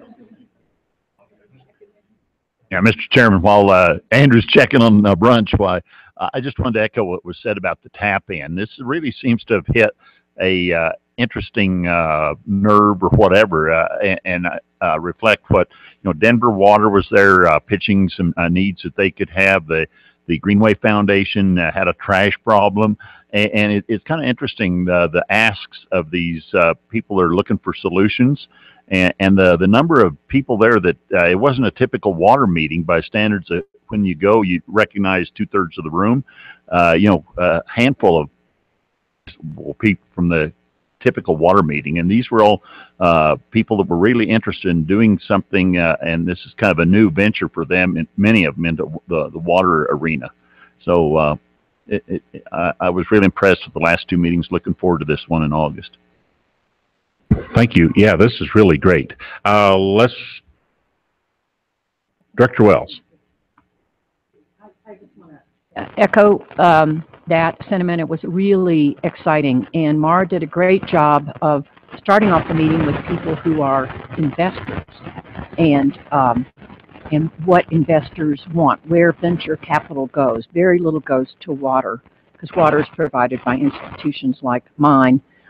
And they're slow to react, and they're not going to take a lot of risks. And it just was really fascinating. And the next one will be during the Water Congress, but maybe it's not that far from Vail to Fort Collins. So I'd be very interested to see what sort of innovation will be discussed in the agricultural sector. The idea is that technology can, in fact, save us with regard to water scarcity and that sort of thing. So it's really, really very interesting. And Becky did bartend.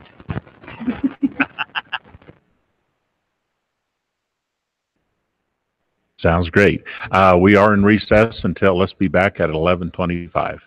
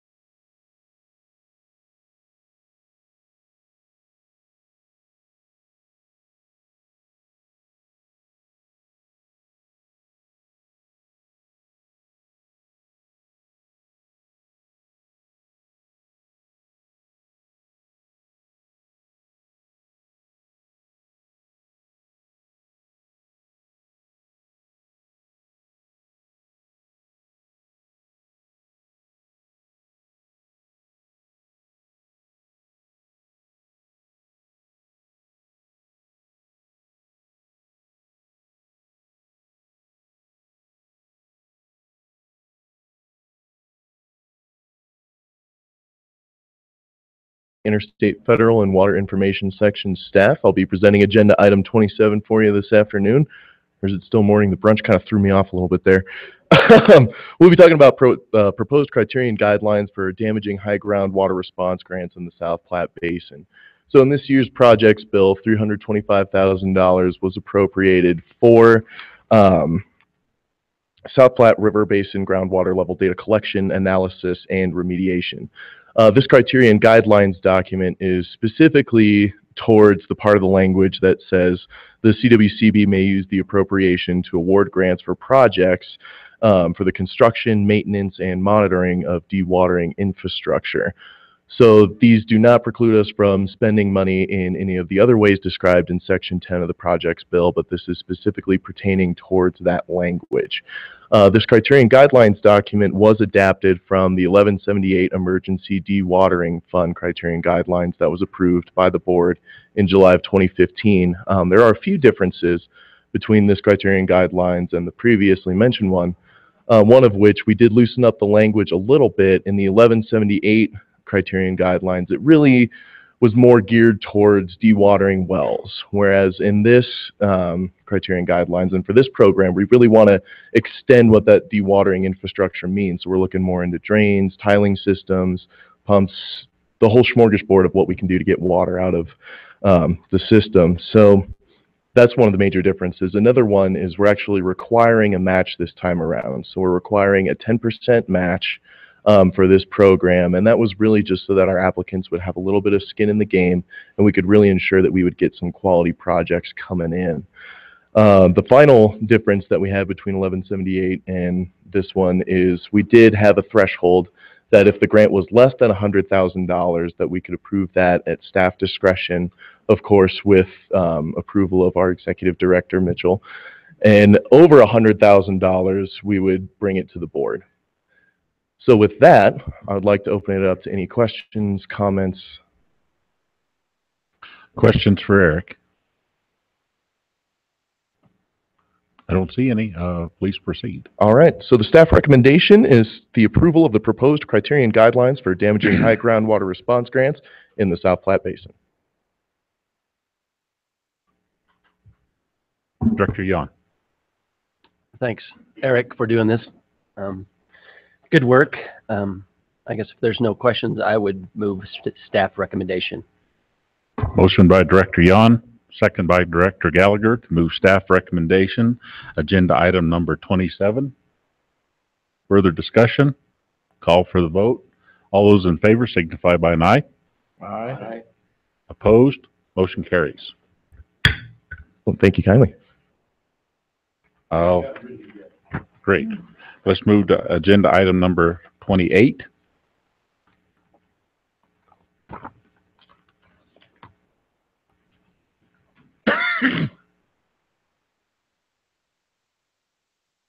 All right, once again for the record, Eric Sky, Interstate Federal and Water Information Section staff. I'll be presenting agenda item 28, House Bill 1178 Emergency Dewatering Grant Application for the town of Gilcrest. The background on the project, while our projectors are warming up here, we're going to show you a little bit of a map, which you can't see right now, but came from an 1178 application that was approved in July of 2016 by the board. This was for a dewatering improvement study for the town of Gilcrest. So previously, the town of Gilcrest had been using a well that was on the east side of Highway 85, and they were using that to dewater the town. Now, they didn't own this well, they didn't own that land, and so this was always intended to be a temporary solution to their high groundwater problem. The dewatering improvement study by JVA and Bishop Brogdon actually gave recommendations for a permanent dewatering solution for the town of Gilcrest. So that had a pretty hefty price tag on it, but we decided that we should move forward in phases with this permanent solution, one of which is what I'll be discussing today, is the installation of a new dewatering well up here at their wastewater treatment plant. So take a look at what that's going to look like. This little blue dot here is where this new dewatering well is actually going to be installed. It's going to be a 100-foot well. It's going to pump at a max of 1,000 gallons per minute. This guy is actually going to be tied into their wastewater treatment plant effluent line here. So this is a great way for it to convey out to the South Platte River. There's no need to have any agreements with ditch systems, anything like that. They just put it in their existing effluent line and out to the South Platte it goes. You can see that these little green diamonds here, these are actually the monitoring wells that are all throughout the area. They have a few others in the town itself, and their town staff measures those on a weekly basis, some of them on a daily basis, and that's how we're going to monitor the project, make sure that the water table is dropping, and all that good stuff. Another thing about this pump is that it's going to have a variable frequency drive installed. So right now, this is the effluent line as it goes out to the South Platte. There is a part of this line that ratchets down. It goes under the Farmers Independent ditch here, and it goes from a 6-inch line to a 4-inch line. So as you can imagine, that inhibits how much they can actually pump through the line. They're looking at only a capacity of 450 gallons per minute that they can pump at the moment. Now, why they wanted to go for 1,000 gallons per minute and this variable frequency drive is so that in the future, when they improve this pipeline and really get this dewatering system going, they have that room to go ahead and expand the pumping operations without needing to reinstall anything. So here's the budget that we're looking at. The total project cost is actually going to be $112,250.06. What they're asking for through the 1178 grant is $57,986.30. The rest of that money is going to be coming from a DOLA grant later this fall. Though they haven't secured the funding yet, Director Stolp and the town administrator, Trudy Peterson, have met with DOLA. They're fine with this timing, and that money is sort of handshake going to happen. It's not totally secured yet, but it's in the works that it's going to happen. So they're only asking for $57,000, and that's just for the engineering costs.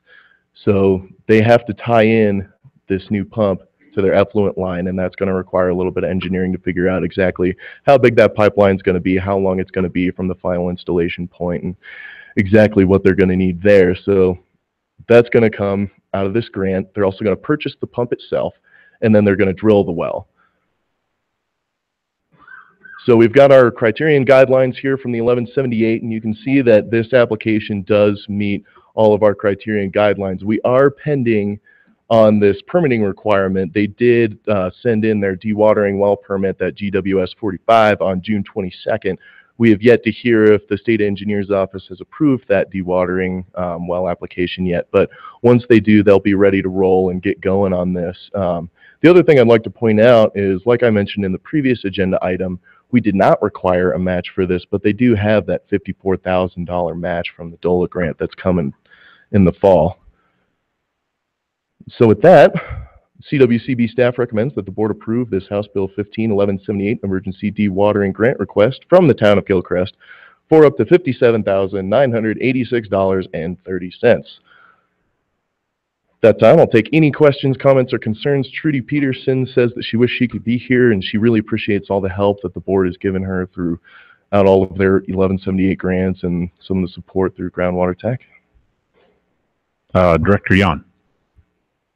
I'm glad Gilchrist is going forward with this, so it's good that they're being proactive. I know we had a grant from the Pawnee Ridge subdivision in Sterling at an earlier meeting, and they're close. You mentioned to me that they're close to finalizing that pipeline, dewatering pipeline. So I'm glad Gilchrist is following suit. I was curious, how much money is left in the 1178 grant? We have about $70,000. 70,000. Yeah. So okay. So we'll still take these as two separate issues: the 325,000 new and the 70,000 old. Okay. So yeah, well, after this goes through, if it's approved, there will only be that like 13,000 left over. Okay. Yeah. All right. Thanks. Dr. Stolp.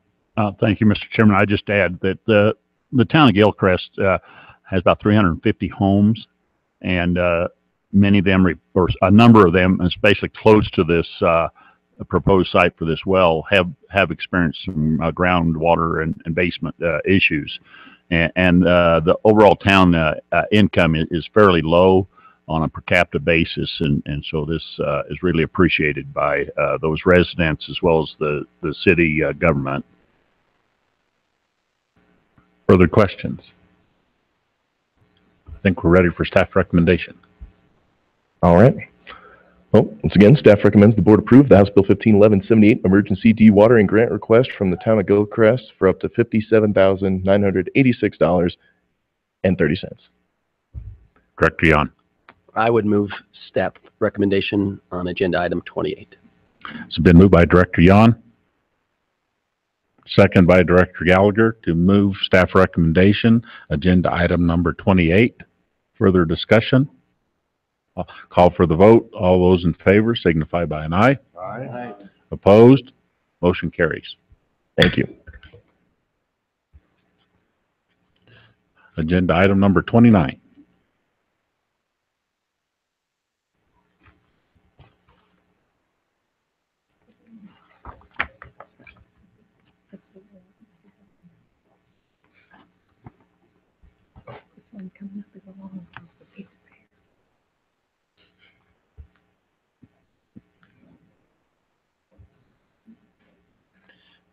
We had a big brunch, so we're good. Greg Johnson, CWCB staff. Agenda item number 29. This is an update on the work we're doing on the statewide water supply initiative. This is an informational item only, so there's no action required. I will note, however, that at the end of this, I'd like to have a little bit of discussion about how to proceed with the board, particularly with your review of the materials that we had sent out. To start off, I wanted to sincerely apologize for the last minute submittal that we had, and we of course missed the boat on the board packet a couple weeks ago. We've been working furiously with the technical team on all these different documents that we had distributed to you, and just finished those up this week. So that was the reason for the delay. I am going to go through at a fairly high level today. We are certainly more than welcome to talk about any of the details. I do have Matt Lindberg with me as well from Brown and Caldwell, who is the project manager in helping out with the technical team and all the coordination that's involved with this. So I will do my best to introduce at least the concept of each of these things, a lot of the context, as well as how all these different pieces fit together this time around for the update that we're doing to the statewide water supply initiative. So the overview that I'll be going over today is on all 7 of those documents that I had sent you. That includes the scenario planning and gap analysis, the municipal and self-supplied industrial demands, the agricultural demands, hydrologic modeling, which is also actually titled the water supply planning memo, the environmental and recreational tools, and water finance. And then again, at the end, we really want to discuss more of the schedule revisions. This is something that we had discussed the last couple board meetings. In particular, now that we finally have more material for you to really sink your teeth into, the question is how much time you would like to review these documents, what that feedback loop is. In a nutshell, as we have noted, this has taken a lot longer than we had anticipated to really develop these technical memos to this point. That has pushed off, by necessity, of course, the technical advisory groups that will then be reviewing these. So we currently have those slated for mid to late September. Of course, we've got the board meeting in September, so it would likely be right after that board meeting. We would like to get these out as soon as possible to those technical advisory groups, all the different participants that we have lined up. Some folks are very excited to see these and really dive in. We have said that we want to give them at least 6 weeks prior to the TAG meetings to really review these in detail, and especially because it is a stakeholder peer review process. We're hoping that they can help herd some of the comments some of the other stakeholders and constituents might have in their basins, especially at the roundtable level and otherwise. So to give them ample time to do that before the meeting, and maybe even submit comments to us prior to the meeting that we can then react to. So that's really what's driving this. We have drafts now to react to, and we'd like to get those out.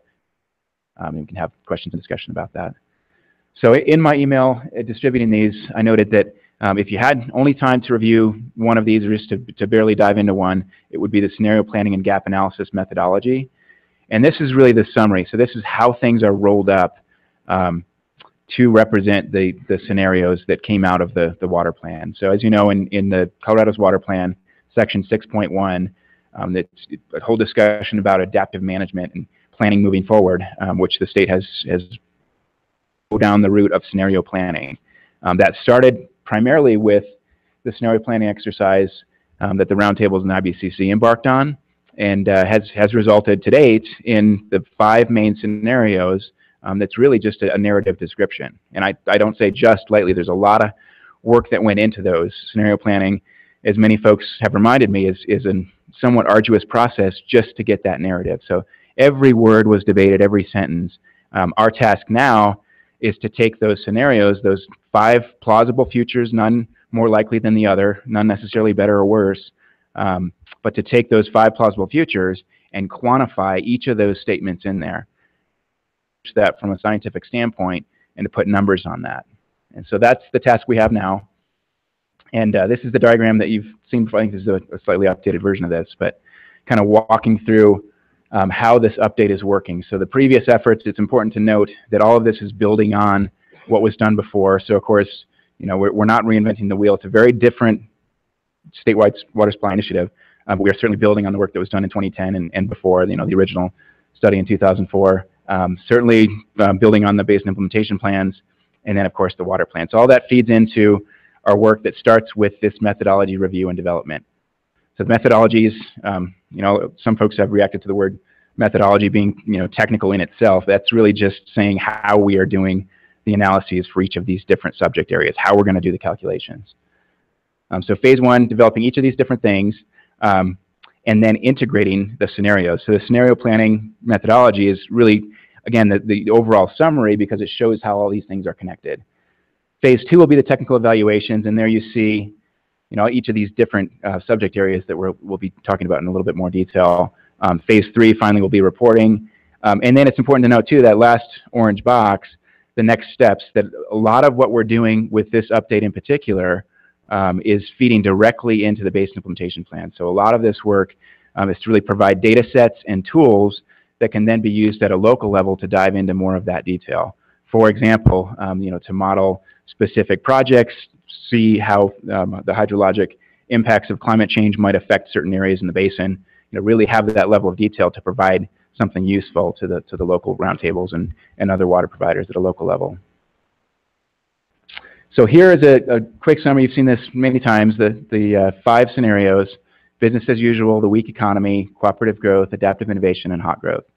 So these are each of those scenarios that a narrative was developed for. And our job, again, is to quantify those. The important thing to note, and again, we have discussed this the last few board meetings, but that identified projects and processes, or IPPs, will not be evaluated, they will not be quantified or built into this analysis because of issues with data consistency, with data gaps that we have, with a lot of variability between the basin roundtables, and then especially because of ownership at the basin roundtable level, with the roundtables really taking over kind of their control and their interest in the, you know, their lists of projects. We are not taking those projects, trying to add more data, trying to interpret the data, trying to necessarily, you know, model any of that at this point. That will be really served up for the basin implementation plans for the next round. So we'll have all the tools that those, you know, if we have the information, we can even start putting those into the models. So it'll be ready, you know, for further analysis, but we will not be taking that off the top. If you remember in the past SWASI 2010, we did what we had called an infrastructure gap analysis. And even at the time, it's interesting to note that we did always kind of serve up the concept that moving forward in the future with the models that we have, with everything that we've invested in as a state, millions of dollars in the decision support system models, we will eventually get to hydrologic modeling. We just didn't have the capacity to do that at the time. And now we really do. We're not quite there, as I'll note in a minute. We have certain basins that don't have the models fully developed, but we have a lot more information. But at the time we had an infrastructure gap, which was, you know, simply projecting future needs at 2050 and then subtracting out the projected future supplies. And then, you know, the resulting difference was the water supply gap. Now we have the opportunity to look at much more specific gaps, look at magnitude, intensities, durations, look at all the hydrology at different spatial locations throughout the basin. I will not say, again, I'm trying to keep this at a fairly high level. It's, you know, a whole lot of information that I distributed. For the scenario planning and gap analysis methodology in that particular memo, if you've had a chance to look at any of that, we do have a number of tables that I think are very helpful to really walk through, at least conceptually, how we're starting to quantify these different drivers. For the sake of the PowerPoint presentation, it's almost impossible to see the detail when you put it up on the screen, so I did not include that at this point. I've got something that's hidden at the very end if we want to get into some of that. But I think those are the most helpful pieces of this to really see how those drivers are being laid out, how the relative quantification is starting to take shape. So the municipal and self-supplied industrial demand methodology, again, moving on to, how these technical evaluations will be performed for phase 2. This really incorporates the population memo that you had. So you might have noted that the economics piece was missing. So another one of the major items, major components that was written into the RFP, as we, set out on this project, was to do an economic analysis. So we are still, unfortunately, very, very much in the works of figuring out what that looks like. So we don't have the economics piece yet. We have had a workshop. We've discussed a number of the opportunities there. They focus on 3 main things above and beyond population. So the current one that you have is really just the population, the statistical analysis, how we're doing that, how that's integrated. The other 3 things are water markets in Colorado, certainly, Northern Front Range, CBT, potentially also looking at the Arkansas. Another one is public value survey. So updating the survey that we had done in 2013, which we actually are working on another project, and we'll be incorporating some of that. And then another final piece is the potential economic analysis of the impacts of water supply shortages. And this is something that Texas has done with their water planning over the last 5-10 years, and they have a fairly complicated modeling, economic modeling way of doing that. That's something that we could start to look at, but it gets a little bit tricky, kind of putting numbers, especially if you divide it out by sector or by basin. But that's something that we, working with our consultants with BBC, they've got some great ideas of how we could potentially apply that. So we're still working on the economics piece. All that to say that we do have the population estimates, though we even have numbers that are already cranked out that have, started to inform some of these other methodologies, and that's very much tied to this MNSSI piece. So for the MNSSI demand methodology, we've got the 5 scenario-specific county-level population estimates developed for 2050. And yeah, we do actually have provisional numbers for these now. These are all based off of the State Demographer's Office projections. Thankfully, now we do have the luxury of having SDO projections all the way out to 2050. If you remember from the analysis that we did for SWASI 2010, we actually had to extend their model from 2035 to 2050 because at the time it did not go out to 2050. Now having the 2050 population helps us out a lot. The State Demographer's Office does a lot of work, whole lot of background work with local communities. There are a lot of things, a lot of decisions that are based on those numbers from the SDO. So they do quite a bit with counties, with local governments, talking about things like employment projections, looking at different employment sectors to really try and dial in their model. So that's something that we put a lot of faith in, and we don't want to mess with that too much. So we've tried to keep this as straightforward and as simple as possible. So you can read through the details in that population memo, but the long and short of it is that we are taking the 2050 projection from the State Demographer's Office and doing a Monte Carlo simulation, some other statistical analyses, and coming up with a high and a low, a 90% exceedance and a 10% exceedance. And those 3 numbers will form our high, medium, and low for the population. That will then be built in to the different scenarios. So the scenarios are very explicit about, what's the population does not change, or the population goes up or actually goes down for the weak economy, I believe. So that is how we are accommodating for this. The benefit here, again, is that we did not have to extend the State Demographer's Office model for the 15 years. And when we actually did that last time around in 2010, we had to make assumptions in that model. So they use a fairly complicated, it's an employment model for economic planning. So they look at different employment sectors, look at different alternative kind of futures in different locations. And we had to make some of those assumptions about certain sectors and how that would affect kind of in-migration, out-migration for these different parts of the state and different employment sectors. Those assumptions were based on professional judgment. I think it made sense at the time. It is nice that we do not have to go out on a limb and make any of those assumptions this time. So it's a much more straightforward analysis based on statistical interpretation of the 2050 population projections. I was just curious, Greg, how does it compare to that extrapolated population we did compared to the one that the State Demographer did now? That is a good question. So at the time, the state demographer's office did not, in 2010, it was right when the recession was kind of kicking off. Our projections were a lot higher than the numbers that came out subsequently. So I believe within even a year or two of publishing SWASI 2010, the state demographer's office revised their model down from, I think, 9.4 million to just below 9 million or 8.5. I can't remember the numbers exactly. So they had actually modified that down. Their current projection for 2050 is similar to that. So that follows much more of a similar kind of post-recession trajectory. So I believe it's about 8.4. And Matt can correct me if I'm wrong, or anyone else. And I should add too, a whole bunch of staff from CWCB hasn't plugged in on this process, so we've got a lot of cooks involved in this. But yeah, we are on a similar trajectory to the revised, again, still consistently lower than what we had published in 2010. Sure. So our calculation process for the M&I demands is very much the same as it was before. So it's the doing the simple math of the population in 2050 multiplied by gallons per capita per day. That being said, if you read through the MNSSI memo, it's one of the bigger ones. There's a lot of information that goes into the gallons per capita per day, and particularly how we are accounting for conservation. Before we had an active versus passive study that was done, taking active really more as a strategy at the time that we could apply to meeting the gap, and then subtracting passive. Now, a lot of that is really kind of built into the analysis, kind of anticipating what these different methods are that are being used for conservation. We have a lot more information. All of this is really built on the 1051 data. If you remember, that was really the whole point of passing the legislation, was to serve as a vehicle for collecting this data to do studies like this at a statewide level. So we are, again, very fortunate to have this statewide data set for municipal industrial use. And we are building on that. I can't remember the numbers exactly, but I believe just from the 1051 data, and then we also have the water efficiency plans data sets, we're able to cover over 80% of the state's population.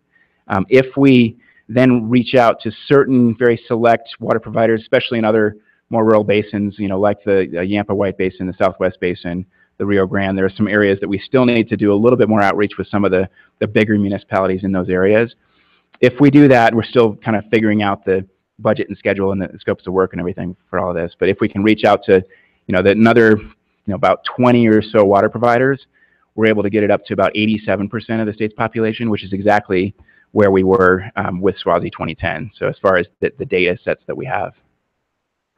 So we're working on that. The estimated gallons per capita per day for the scenarios and counties consider the population change in land use, the economic conditions, climate, regulations and technology, and social values. So these are all of those drivers that are built into the scenario planning process and that are actually noted in those narrative descriptions.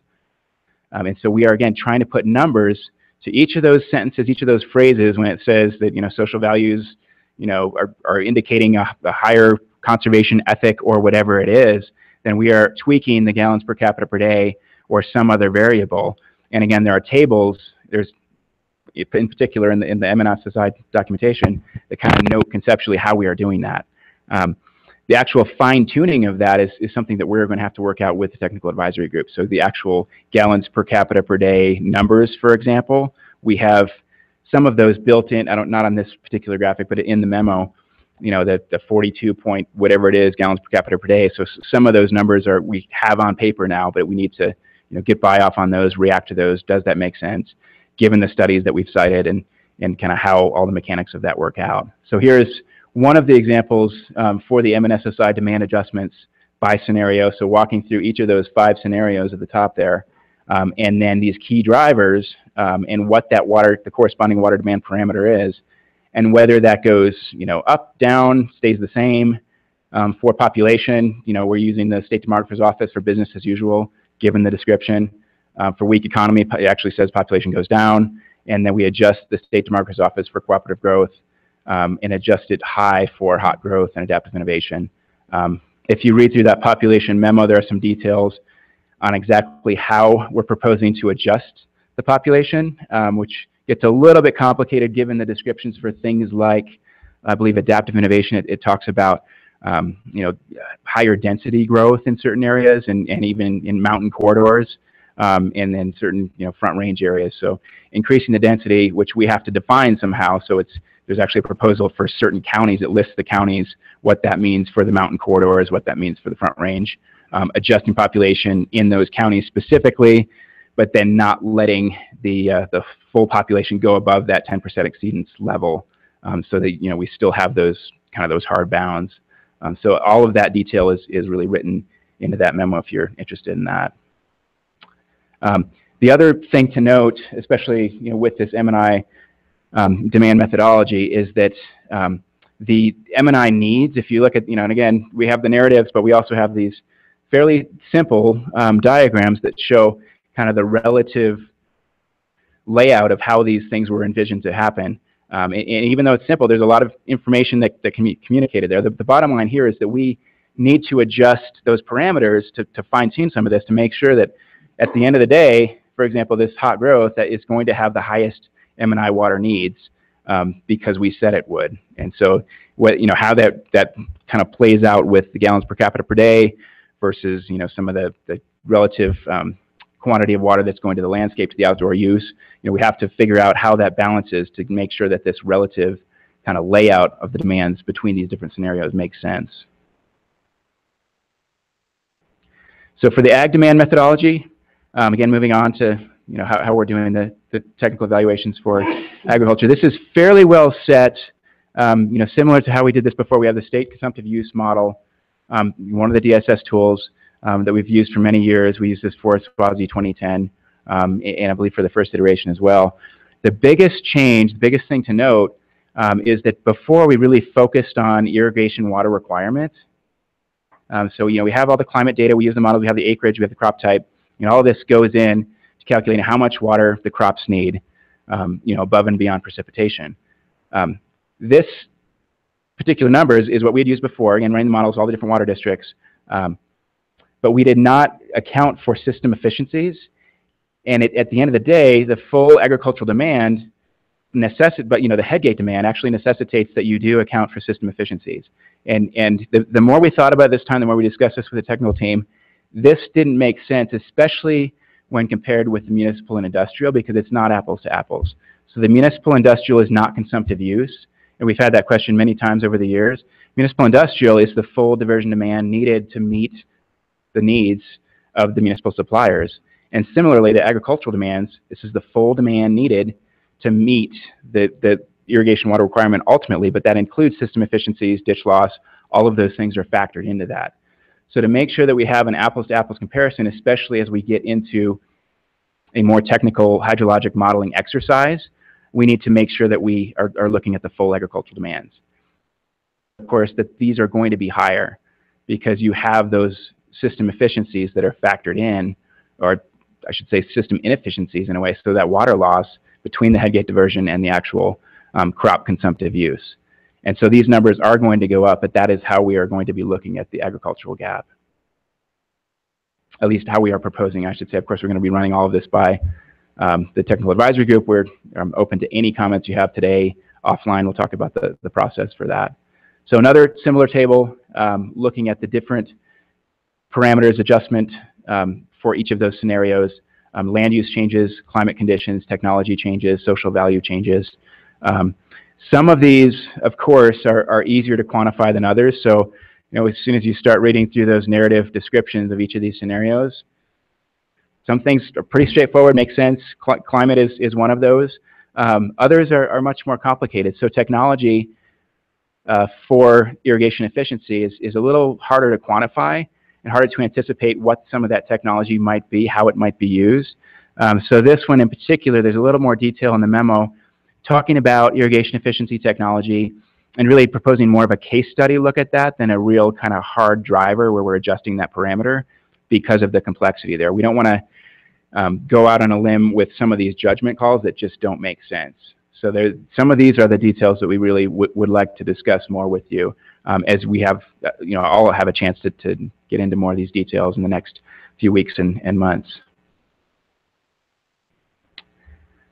So the calculation process for each of the scenarios for agriculture is to adjust the acreages, the crops, the groundwater sustainability, et cetera, all these different things, and then calculate scenario-specific irrigation water requirement using state CU.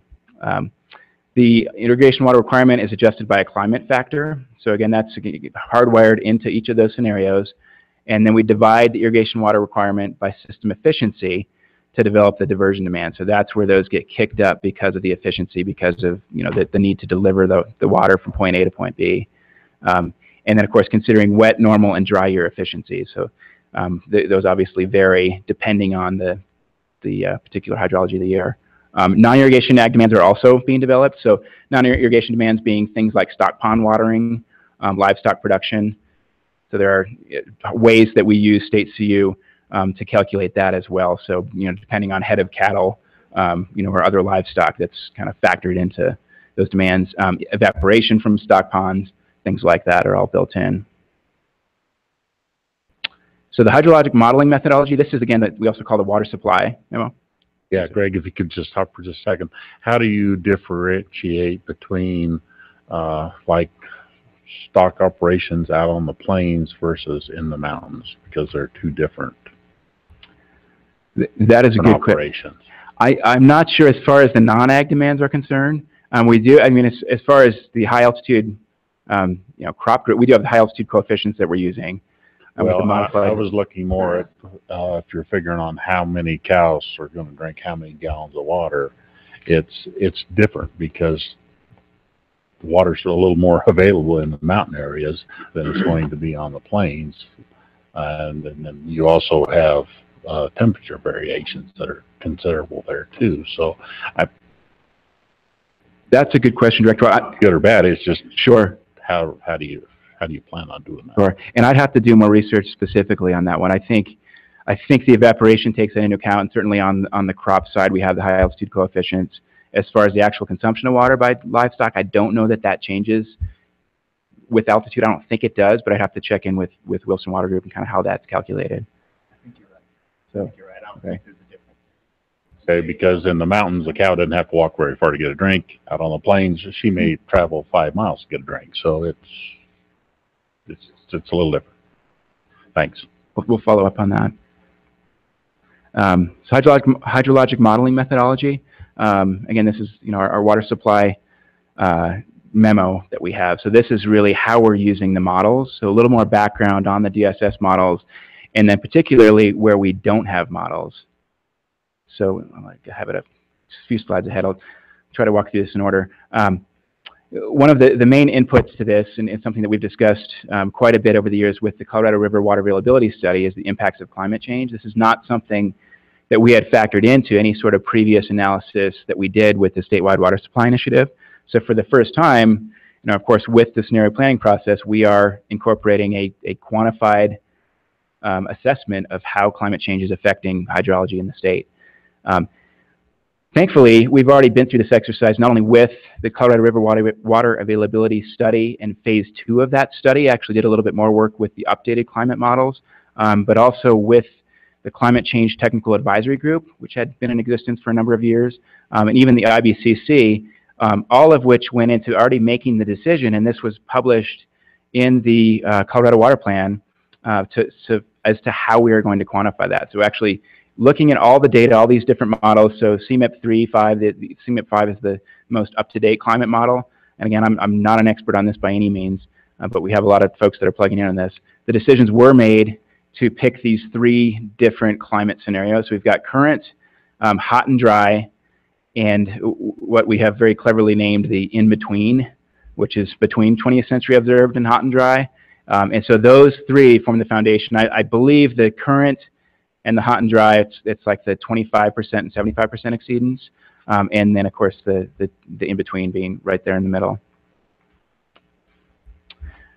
So this is fairly straightforward to how this is plugging into each of those scenarios by pairing these with the appropriate stream flow and demand conditions. So stream flow for business as usual, for example, being current, and showing how the demands vary with each of those scenarios as well.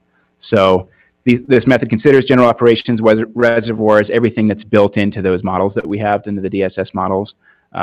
The output from the models, it's a time series of stream flow data, including unappropriated water supply and shortages. So legally and physically available water at all these different nodes in the model, reservoir contents, all of that stuff we have, we can dump out. And then we're picking indicator locations throughout the basin so we can really focus the results that come out of this. So we won't have, a data set with, 350 nodes, but we can look at 20 nodes or, really focus what we're analyzing in the end of this.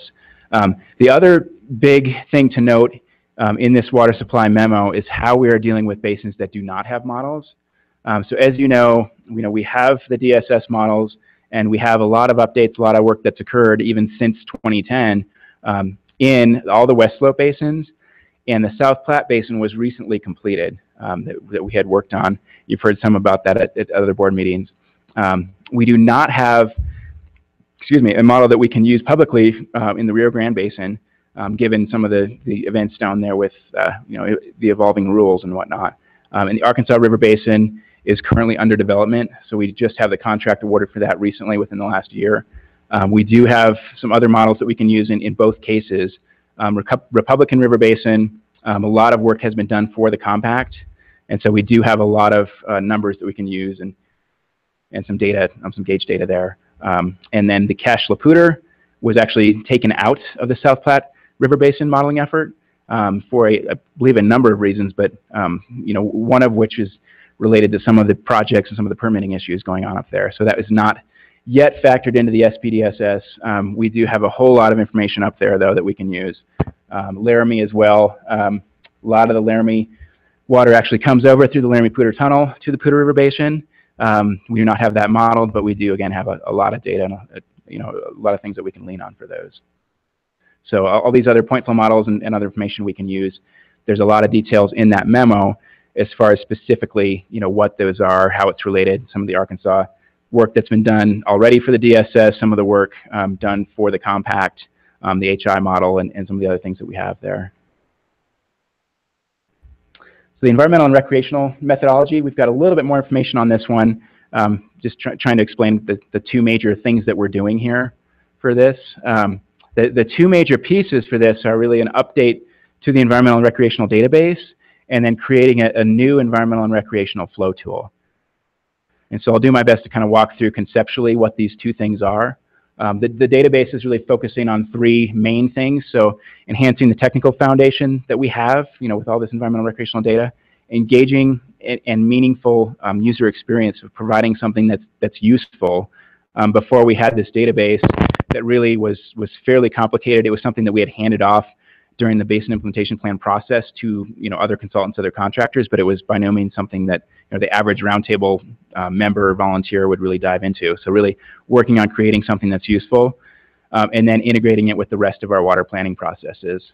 On the flow tool side, we really want to have a tool that's going to help with project refinement and categorization and hopefully even prioritization, and then assessing the variation across the different planning scenarios. So being able to look where flows are impacted more or less in different scenarios throughout different basins.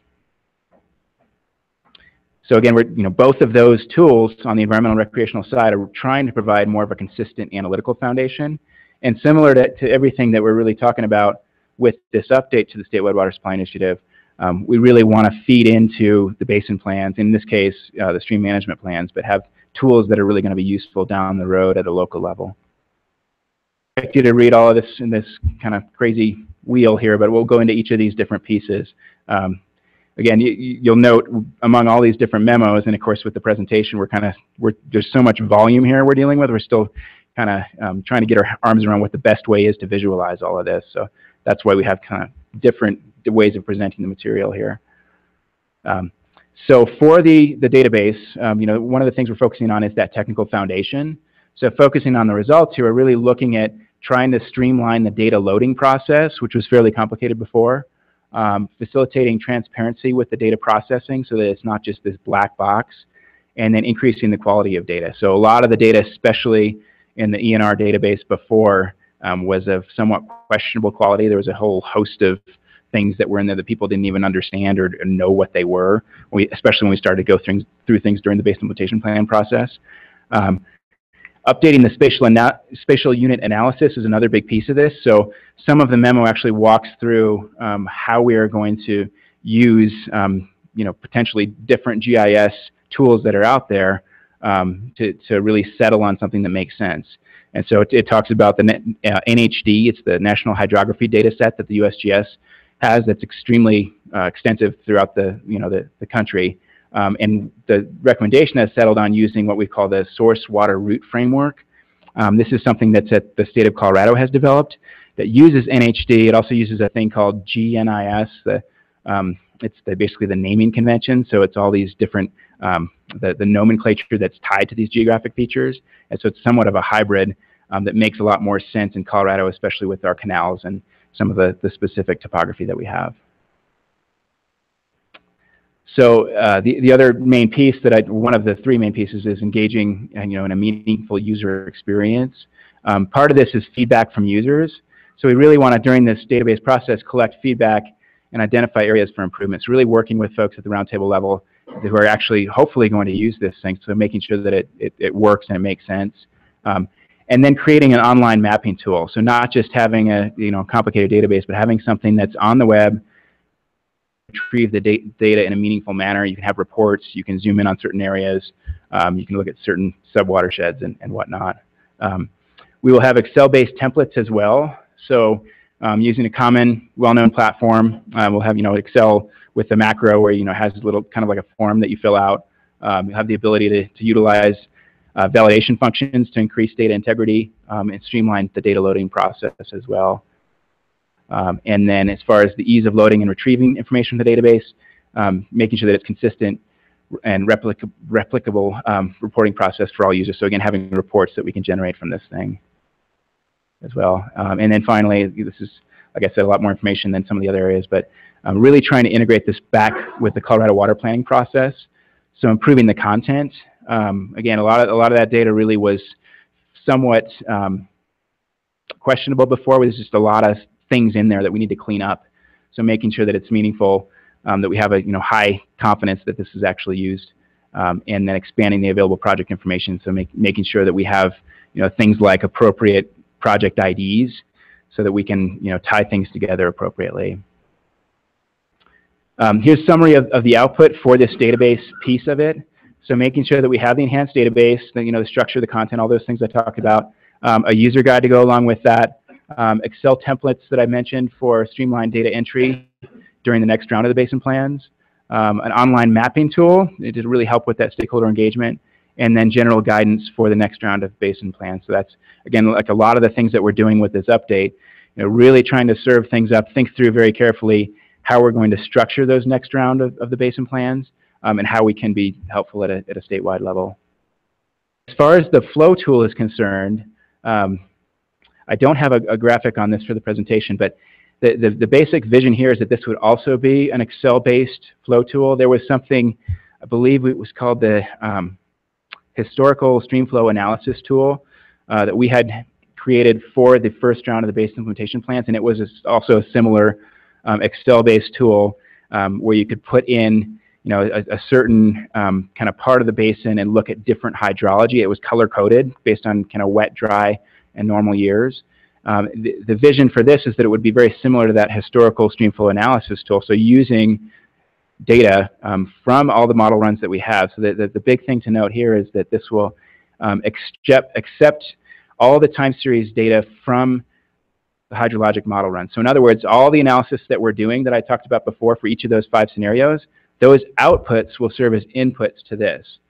So then this will take all of those inputs, look at different nodes in different basins, and be able to show how the flow is changing in relative ways throughout each of these scenarios at the particular indicator location at the node that you're interested in.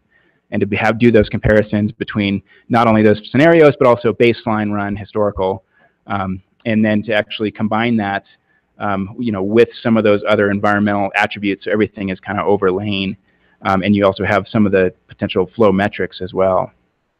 We will not consider IPPs as well on this particular piece.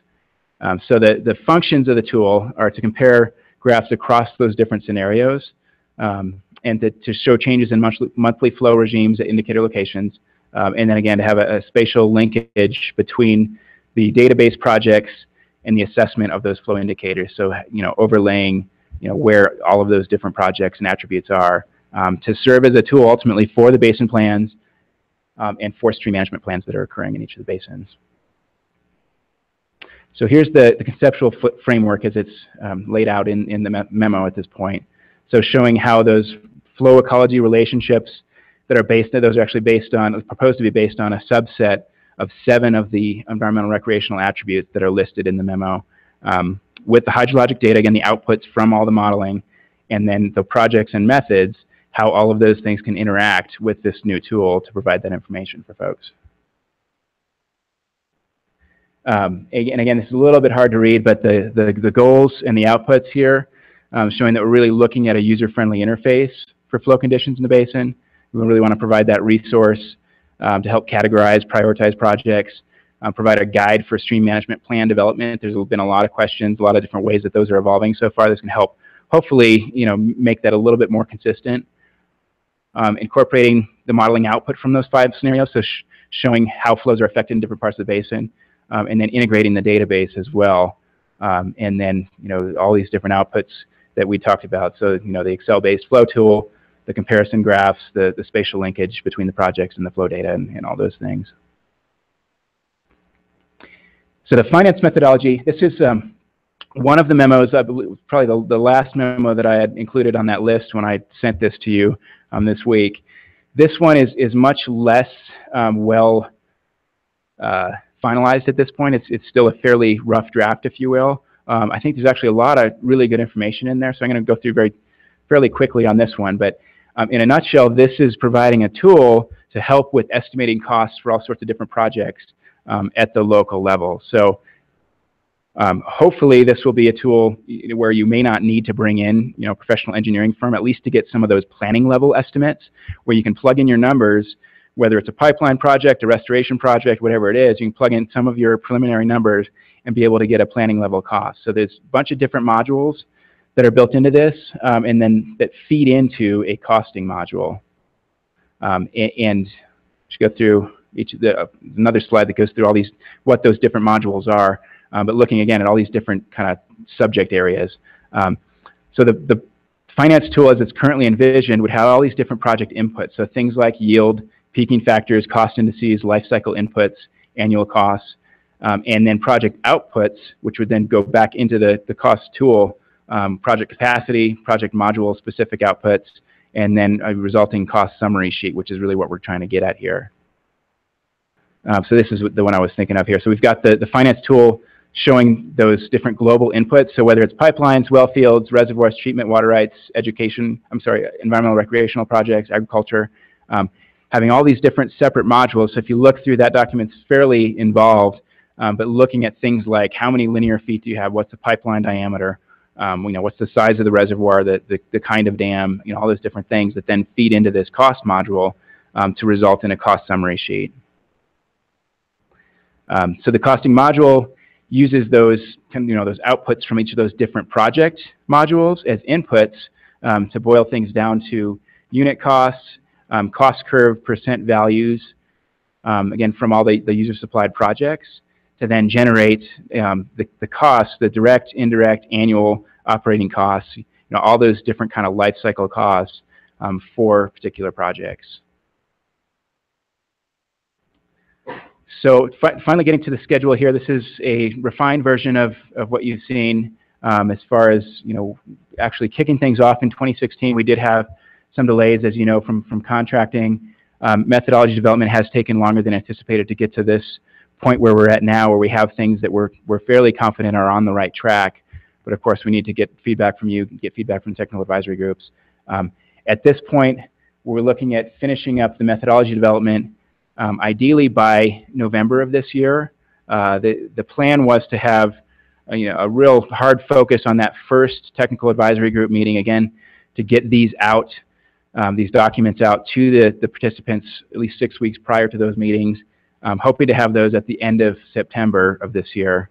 And then if we need to, we have each of the consultants scoped to have a second meeting. And we thought it may be appropriate in some cases, we'll see, whether or not we need that second meeting, whether that might make sense as a webinar or conference call, but exactly how to structure that to make sure that we can really keep things moving. We were hoping to get your feedback, as quickly as possible. I realize it's a ton of material to go through. We had talked about originally maybe getting this out as early as the end of this month, which is, essentially next week, which I realize is just around the corner. But, again, hoping to get this out maybe in the next couple weeks to those technical advisory group participants. But we wanted to kind of gauge your level of comfort with these approaches, with these documents, how much time you'd like to go through these, and kind of how you want to provide that feedback. If we can stay on that relative schedule, this would put the real start of the technical evaluations at the end of this calendar year, so November, December of this year, and then really cranking those up through the spring of next year, through about March, with the reporting ongoing concurrently, and wrapping up the reporting by the end of the fiscal year, by July of next year. So that's where we're at. This is some of those dates. We had, again, after some of these delays, so far with methodologies and kind of pushing out those technical advisory groups, we're hoping to maybe send these out as early as July 31st, within giving 4 weeks for initial comments from the participants, and having the first set of meetings, mid to late September, maybe mid-November for completing that tag process, and then shooting for a early May completion of all of the technical analyses with a final report by the end of the fiscal year. So that's the bulk of it. That was my kind of general overview. Again, we're happy to dive into any more of the detailed questions you might have, either on the process or the methodologies. I've got Matt Lindbergh here from Brown and Caldwell. Another concept that we had talked about is at some point whether the board would like to have some sort of workshop, some sort of webinar. We're always available, of course, at a staff level. Any of the members of the technical team, we can dive into some of those questions. Whether it's things on the ag methodology or otherwise. But we just want to put this out there for the board to discuss today, and determine how to move forward, what the best feedback loop is. Questions, discussion. Director George. Let's go back to your timeline slide. And tell me again where you'll be at the communities, either roundtables or other kinds of community input opportunities. So we are currently at this orange line right here. As soon as we release these to the technical advisory groups, they will be out there. They will be public. It's as we've designed them, that it's a representative peer review process. So we've got the folks who are participating, but we're encouraging them to get it out to other members of the roundtable, other people who want to engage and get into any of these details. So we will, have those not only sent out to the tag participants, but we can have those posted on the website. It will be out there for folks to react to. For how long? Until we can have at least that first technical advisory group meeting. That's when we'll really kind of know what feedback we're getting. If we're maybe missing the mark in certain areas, what some of that detail is. Of course, once these are in the hands of the technical advisory groups, we will be refining things, and they will, from that point forward, they will be posted. And once they are kind of bought off from the technical advisory groups, whether it's one meeting or whether it's two meetings, we'll have to do our best to respond to those comments. We will document, every single comment, every single response, how we're adopting each of those things. Then we will finalize these and move on. So the end of that, this is the end of the methodology development there towards the end of the year, which we're envisioning for November, December. That would kind of be the end of that process of giving input on how we're doing these calculations. The vision is, of course, to keep updates going with the roundtables. Certainly if there is any feedback, be above and beyond the methods, how we're doing these calculations, especially once we start to get results in, there's going to be, a whole lot more information to bring back out to the roundtables to see where things are shaking out, where those flows are higher or lower, how those different scenarios are playing out. We really don't know, where the numbers are going to fall at this point, of course. So, but there will be that continual process with the roundtables. The technical advisory groups is our mechanism for getting feedback on how we're doing it in the first place. So what would be the last time somebody could weigh in and expect to be able to change something? That's someone from the public.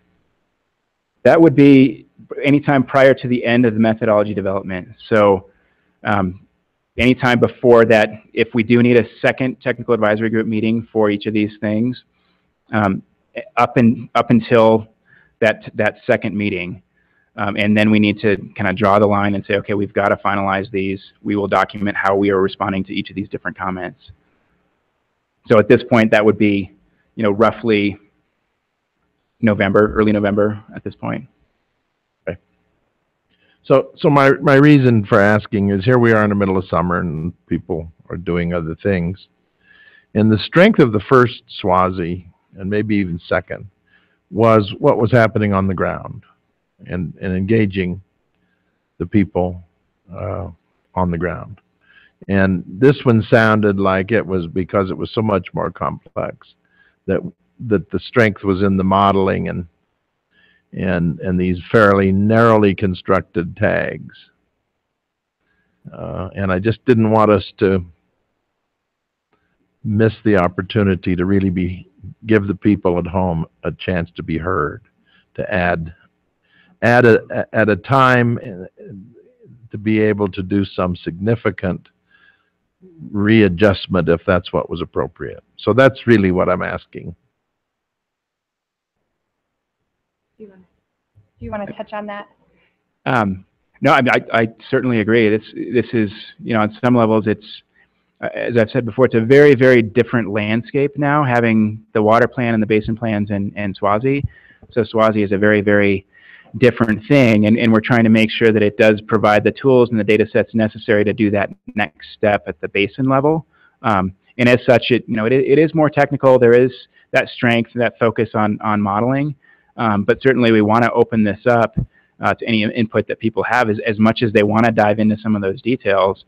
That's wonderful. We'd love to have the more people that understand what we're doing and how we're doing it, and how those models work, and all the different parameters of some of these calculations. That's great. Director Mitchell. Thank you, Director George. And I wanted to just call attention to the fact that with the water plan and the basin implementation plans, a lot of the on-the-ground work happened at that level, and we're kind of pulling it to the SWASI and taking that technical look at it. So we plan to keep going back to the roundtables. However, I did want to remind everyone that so much of how this came about was the work that happened on the ground.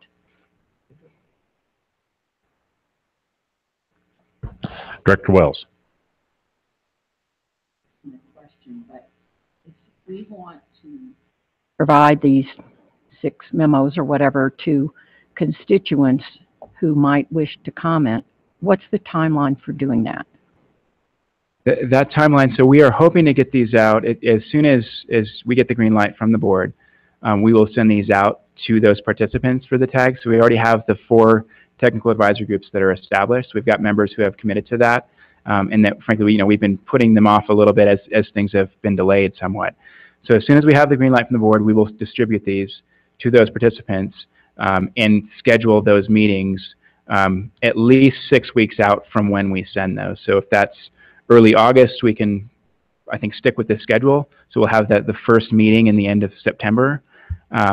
And we will see, hopefully we'll direct them ideally to provide comments a week or two, ideally 2 weeks prior to the meeting, so that we can then kind of know what some of that feedback is and react to it at that first meeting. We'll see where the feedback shakes out, what the comfort level is, and then we will decide if we need to have a second meeting, what the nature of that meeting is, how we are going to refine the document, then document, of course, all those comments that we get, how we're responding to those, what we're changing in the methodology, and then have a second meeting, again, if need be, October, November timeframe, and then at that point finalize each of these things, each of these methodologies. So is there any reason for people who aren't on the tags to seek to comment? And if so, how would they do that? Yes, everyone is welcome to comment. We needed to focus this somehow So our method for doing so was to select who, people that we thought would be technically and otherwise kind of plugged into the appropriate stakeholders and understand each of these things. So we do have a number of people that that we've selected, but we're encouraging them to reach out to other folks. Anyone is welcome to provide comments to us directly if they would like to do so. But as a representative kind of peer review process by design, we're trying to be as efficient as we can. And for example, we don't have the funding this time around to take the fairly big consulting team that we have with all these different technical experts around each of the roundtables. That was something we did in the Colorado River water availability study, but it was, I think it was a couple $1 million. It was a lot of money to do that outreach. So that's why, by design, this time around, we're trying to be as efficient as we can with this structure. We encourage those TAG members to work with, other folks in the basin. If there's somebody in the basin that doesn't like the person or doesn't know, or we will, again, we can post these on the website. We can get feedback in any manner. It's just that the formal process that we've created is through the TAG meetings and the TAG groups. Director George. So I think you just hit what I was trying to get at. It did appear fairly clear to me that you'd changed the program, and you've just explained why. So all of that is good so long as there are safe points in this speeding train that allows the outsider to finally catch up and say, wait a minute, I either don't understand or I disagree with, and pick your number. You're making value judgments constantly on modeling assumptions and interpretations of data sets and all of that. And the harder you push, the more technically you make it, the harder it is for the outside users to weigh in. And I get the trade-offs. So I guess all I'm asking is that we, in the need for efficiency and cost saving and time saving, we leave some opening somewhere for you to say, oh, okay, we'll take a moment and deal with something. It's going to be pretty technical, but still, sometimes perception is as important in later acceptance of the result, Sure. even if there's no real disagreement. And I just don't want to miss that one. This is too important for us to have left people in doubt. Follow me? Understood. The other point, Director George, that I would add is that but by having this whole process kind of opening up each of these methodologies this time around, we're trying to do that, to be as transparent as possible. This is frankly something that we did not do at all in 2010. 2004, yes, we did. That was really, the precursor to the roundtables. We had those technical roundtables, first time, really trying to wade into this. When we did this, did the update in 2010, it was cut and dry. We marched forward. This time, because of the differences, because we're coming after the water plan, because there's a lot of interest, we want to open this up by all means. It's just, again, trying to strike that balance and especially with the timeline and budget. Director Gallagher. Yeah. Thank you, Mr. Chair. I want to back up what Director George said. I think this is sort of the essence of our conversation back in March when we decided, or as a board, that we needed more time for this process to take place. And process is so important in the public realm. And as you know, I've been coming to you and to the staff to draw this out and to allow enough time for this public process to take place. Putting aside our concerns about, not putting them aside, but trying to make sure the process is our focus, not so much the efficiencies. And, obviously cost is a concern. We have limited funds, but we need to, it won't be worth anything unless it's bought off on, has a public buy-in. And so that's very important at our roundtable, and I'm sure other roundtables around the state. Just one other thing, Greg. As we're moving along here, like our stop or safety stop point could that be November of this year? Correct. For a Yeah, 30-day that's what we're period? currently shooting for. I mean, you know, it's up. If we're trying to kind of maintain some of our scheduling here. And my other question is, to keep with our time frame, it looks to me like you either needed a decision today or very quickly whether we're going to flip the switch and go green or stay on yellow. So. Correct, Director Wattenberg. Yeah, a decision would be good. I mean, certainly if this is something the board wants to stew on and get back to me in the next few days or week or so. But we were hoping again to get this out, ideally in the next couple of weeks. But I just wasn't sure how much time you wanted prior to that. If there were, you know, any things in particular that you may have seen thus far that gave you heartburn, or from a process standpoint you really wanted, you know, 2-3 weeks to dive into some of these particular methodologies, then. So that brings me to my next question. We need to decide as a board, how do we want to proceed? Do we want to do it in a meeting fashion, or do we want to do it offline with individualized comments? We need to kind of come up with that plan too, and I'll yield to Director Gallagher. Yeah, I was leading to that point of how can this board move forward? What criteria are we looking at to allow us to move forward? Obviously, because you've formed these tags, there's content in here which many of us or some of us are not really competent to really, or at least don't have the level. Your tags are supposed to really work with the content of your methodologies and help develop them. I'm not sure that's our job to look at the methodologies, but I think we need to weigh in on the schedule and the process, the overall process, and which we've talked about here. 7 or 8 documents that you've submitted to me. I'm not sure I would be any better prepared to make that decision than I would be today. So I guess I'd like to hear from other directors whether we feel that you're going the right direction with taking in our concern of making sure we have that feedback in interest of the public process. All right. I'll start off first then. I feel comfortable giving you a green light today to proceed, and I prefer if I had time where I could just provide you with individualized feedback instead of in a meeting process. To me, I don't go left very often, but I'll start off left with Director Dutton. Do you want to start over there? Well, let's just work around and we'll... There you go, Lefty. I think that makes sense, and I agree with Director Gallagher that of the memos, there are certain things that I could probably be helpful with, but others that I'm not going to be helpful with, and so maybe it's appropriate if we all just focus on the stuff that we can be useful and provide feedback on those ones, and then hope that someone else picks up the stuff that we don't know.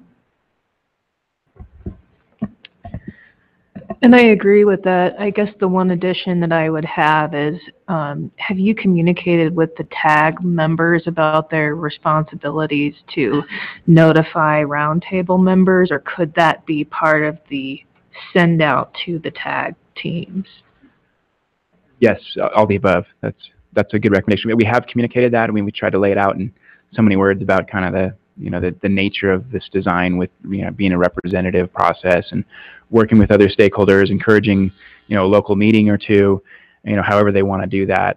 But by all means, we'll get that message out there and continue to do so as much as we can.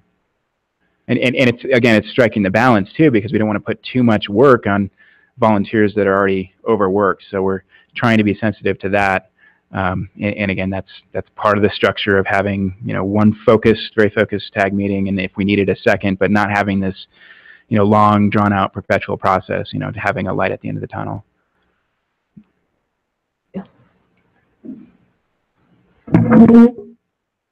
I agree. I don't want to belabor the points. I agree with everything that's been said here, and I did have that same idea. A lot of the TAG members are on basin roundtables, are they not? Or are there? Correct. Yeah, the goal is to have a TAG member for each roundtable, or roundtable member on each TAG.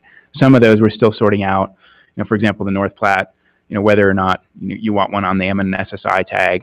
I'm working with Kent on that, so we can talk to you offline, Director Wattenberg. So I think just encouraging them to go to their roundtable and update how this methodology development is going along is a perfect way to do that. So I'm fine with the green light today and opportunities for us to deliver our own input. That's not a problem. What I'm trying to do is get a clear feeling and sensitivity for others who, for whatever reason or whatever timing, have legitimate questions about this train. And the tags are great, but their product will be the result of who's there. And I haven't seen the array yet. And so I don't know where the trends will be. But this will probably be like most other things in the public domain. There are interested people who haven't weighed in for whatever reason, and summer is an important one, particularly for the ag interests where this is growing season, harvest season. But they see trends then later and say, wait a minute, I'm not clear about that. And it may or may not be exactly where they thought things should be. I'm trying to figure out what's too late for them, whoever they are. That's all. That's all I'm groping for. And I'm satisfied with the answers I'm getting from you.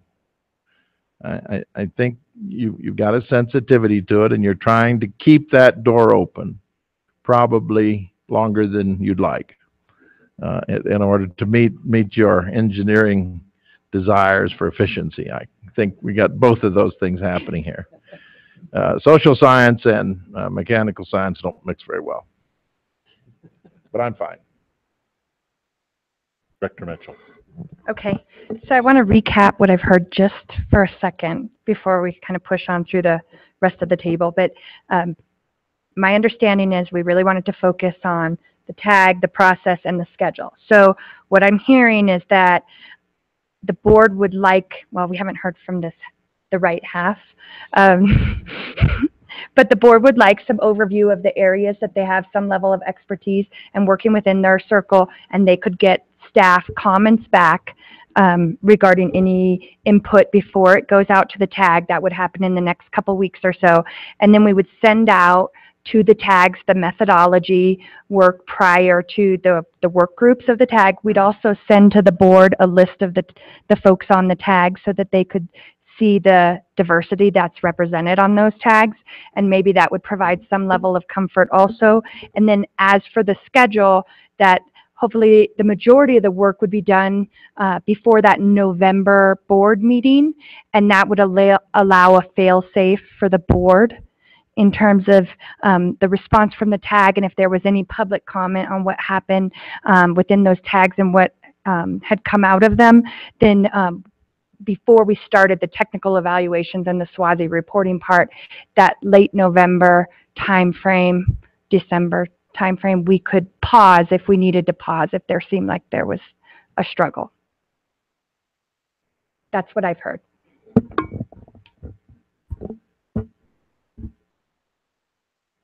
I'm on the website trying to find any reference to technical advisory groups for SWASI. And enormously, if I knew what the subject matter of the tags were and who was on, even if it's not final. But there's someone who's ever water on a tag, and then I don't have to worry about that. Or I might go with an idea. I can be more effective if I know who's already involved and who's not. That would just, I'm fine with the process proceeding. But right now, I feel like I've got on the papers some of the, I'm not sure my interest in really that methodology. I can do that. But there are people who do it. So I just could be more effective if I could figure out who to talk to. Sure. That's a great point, Rose. By all means, we will post that. We have not posted any of this thus far, but that's another big thing to get the board's green light, to actually put this out there. I think we can help answer not only your questions, but a lot of other questions that are out there, because a lot of folks that kind of see this as a black box because we haven't released anything yet, and I would love to, just release everything, full transparency, get it out there and start getting comments. Well, I'm comfortable with what's been said so far. And Greg, we've talked about this before, about the composition of those tags and, who makes the final decision on who they are. And is the roundtable going to have any input on that, or are we going to have any input on that? Are you just going to tell us who they are and we can run it from there? Well, we have discussed this, a fair amount internally, and then we've discussed with some board members. We did just make the decision to go out on a limb and select some of those folks that we thought made the most sense. In most cases, it's fairly straightforward. It's environmental and recreational representative on the roundtable that has the technical expertise, has that connection to the roundtable. Same thing for ag, for M&I. In most cases, it's the folks you would expect. It makes sense. We circled back with some of the roundtable chairs. We felt that we did not want it to be a terribly political process and didn't want to necessarily just go it back to the roundtable to pick somebody. Because the technical groups, we wanted to get people that we thought had not only that technical expertise but also that kind of stakeholder tie. So we did make that decision, and I apologize that we didn't. Number one, opened it up for the board to pick those to begin with, and number two, didn't open it up for the roundtable to kind of collectively pick those. We did do our best to pick people that we thought, and then have selectively circle back with roundtable chairs and board members. We're open to any input. We've certainly broadened those groups much more than originally anticipated, much more than frankly the technical team was really wanting. The original intent was to keep those as small and technical as possible to really dive into those nitpicky modeling details and not necessarily get all sorts of folks who understand how the models are constructed at the beginning. There's a lot of very technical information in there. Some of the contractors are fairly nervous about hoisting a 30-page document on somebody who needs to play to So we want to make sure that we strike that balance. Well, that would be we handed that 30-page document, but I guess it would be incumbent upon us to make sure that the tag representatives interact with the roundtable and get the input that's needed. And I assume you're emphasizing that with your tag members to maybe let the roundtable know what's going on and what's being evaluated and ask for any guidance on assistance or input. Right. There are experts out there. Most of them are not in this room. Okay. Well, we'll see how that goes. I'm planning, as Director Wells is, to look to the tag members for evaluation of the encyclopedia that you sent us the other day. Another point to speak to that is not only the tag, but of course we will be continuing our updates with the roundtables above and beyond the tag. It's just given the sheer amount of information, the amount of detail, it's hard, for example, for Megan or Craig and any of the other, or Ben, any of the roundtable liaisons to really hash through a lot of this stuff at any given roundtable meeting. It's just too much, I think. So that's why we'll have all the above. We'll have presentations at roundtables, but it's going to be hard to work at that level of detail. No, I don't think we could get evaluation at the roundtable meetings, but we could get input from people who think they have an interest or think they have expertise that could contribute to the work that the tags are doing. I can absolutely assure you that you won't get it done at the roundtable meeting.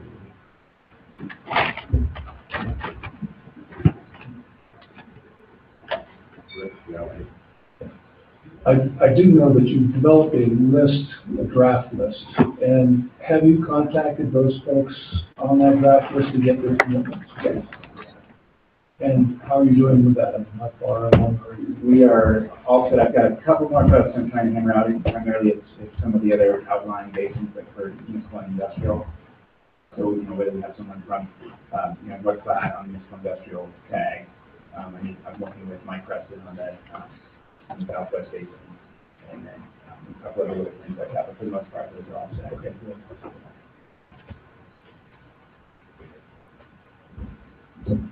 So I guess I'm comfortable with everything that's being discussed. I will say I like the idea of having an easily available list of who is on that, just so. But I realize it's balance between too many cooks in the kitchen and getting something done. So. All right. Any other directions on the way in? Go around again, or we get checked? I'm reading that as soon as we get checked. Have you got enough information from us? We've got a number of minor consistency issues, typos and things like that to make them anyways before we send these out. But I'll look forward to any other comments that you might have in the next week or two. And we'll Great. Good presentation. Thank you. All right, let's move to agenda item number 30. Thank you, Mr. Chair. Members of the board, good afternoon. For the record, I'm Craig Gabu, Water Supply Planning Section, CWCB staff. This is agenda item 30 and is an action item.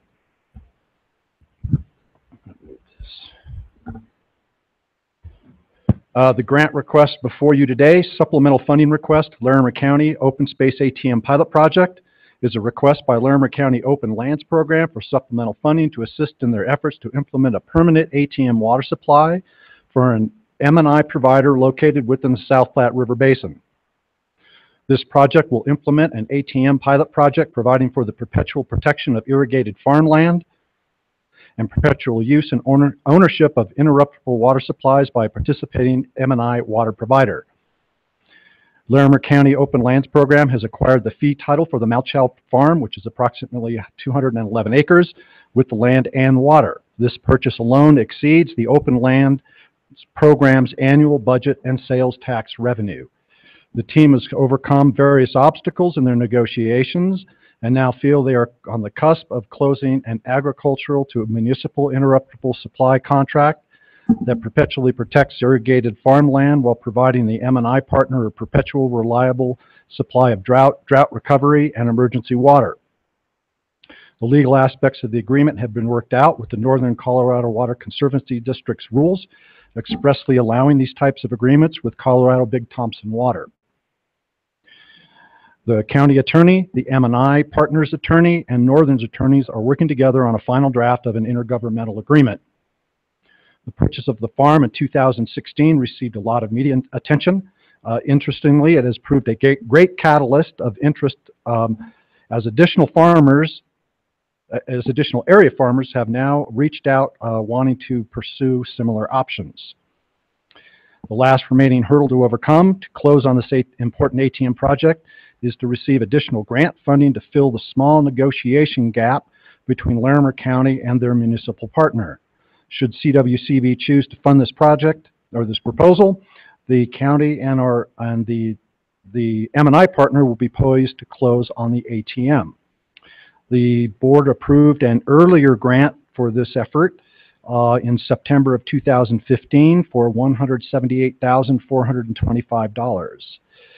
No issues or additional needs have been identified, and staff feels that this effort supports many of the goals in Colorado's water plan. The applicant requests an additional $51,750 from the ATM grant program, and staff recommends approval. Carrie Rollins, Larimer County Open Lands Program Manager, Alex Castino, Land Agent for Larimer County, and Todd Doherty of Western Water Partnerships are all present today, and we're available to take questions or address any concerns you may have. Thank you, Mr. Chair. Questions for Craig? Terry, would you like to address the board?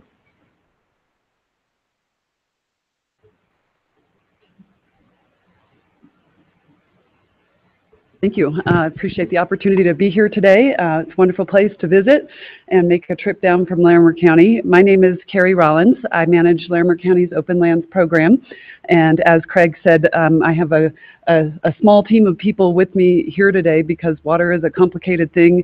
And when you're a conservation person, sometimes wrapping your head around the technicalities of the water deals is difficult. So we needed a team of professionals, and I want to first start off by thanking you all for funding our grant 2 years ago to help us get the team of professionals that we needed to bring this project this far and be able to come back to you today. So thank you for that.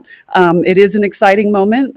It's been, as Craig pointed out, almost 2 years of work to get to this point to actually bring together some much needed municipal drought firming water sharing agreement kind of needs into one simple, really fairly simple agreement that also conserves irrigated farmland to the benefit of all of the citizens of Colorado and meets the governor's water plan, I think, in a considerable way by potentially, I think, being the first Ag 2 municipal perpetual water sharing agreement.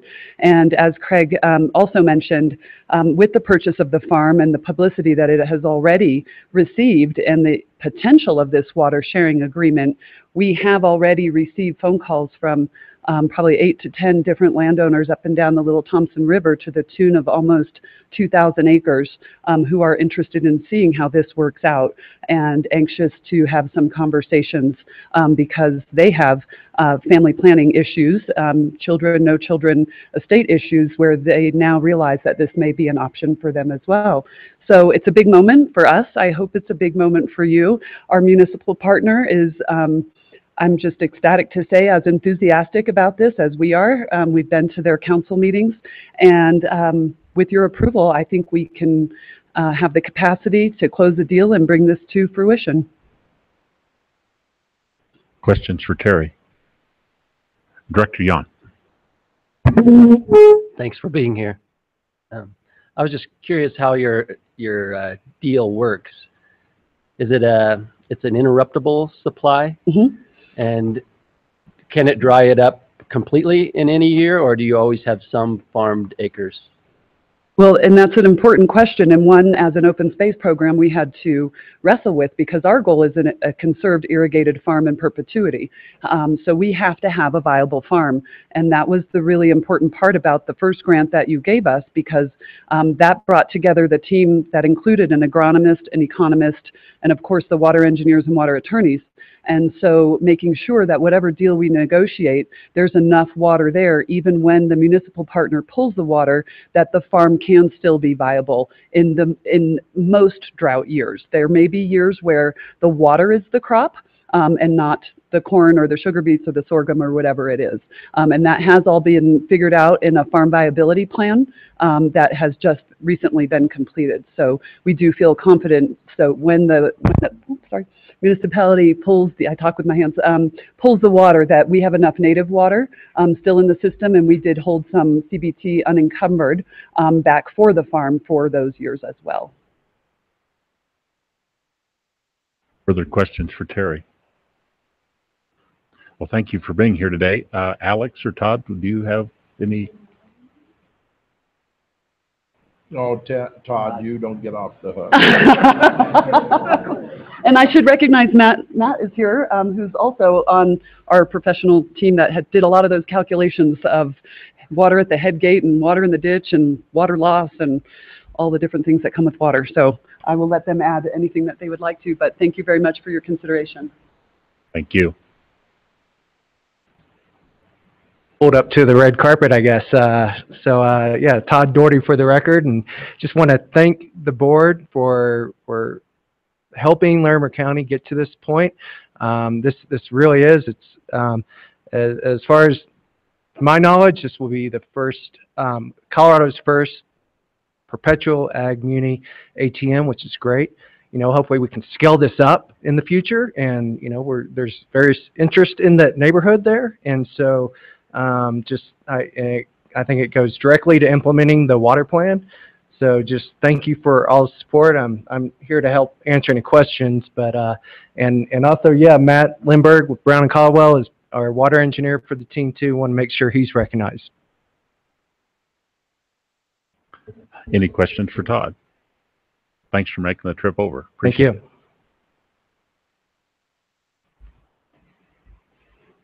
Please proceed. That concludes my presentation, and this is an action item. Staff recommendation before us? Director Yon. Thanks for bringing this forward. I think it's a good thing that you're doing, and this is exactly, in my mind, what those funds were for, to prove that you could do something and then get other farmers excited about doing the same thing and getting them comfortable with it. So I think that's a good thing. So on that note, I would move staff recommendation on item 20 or 30. Thank you. Been moved by Director Yon, second by Director Dutton to move staff recommendation, agenda item number 30. Call for the vote. All those in favor signify by an aye. Aye. Opposed? Motion carries. Thank you, Mr. Chair. That concludes item number 30. All right, let's move to item number 31.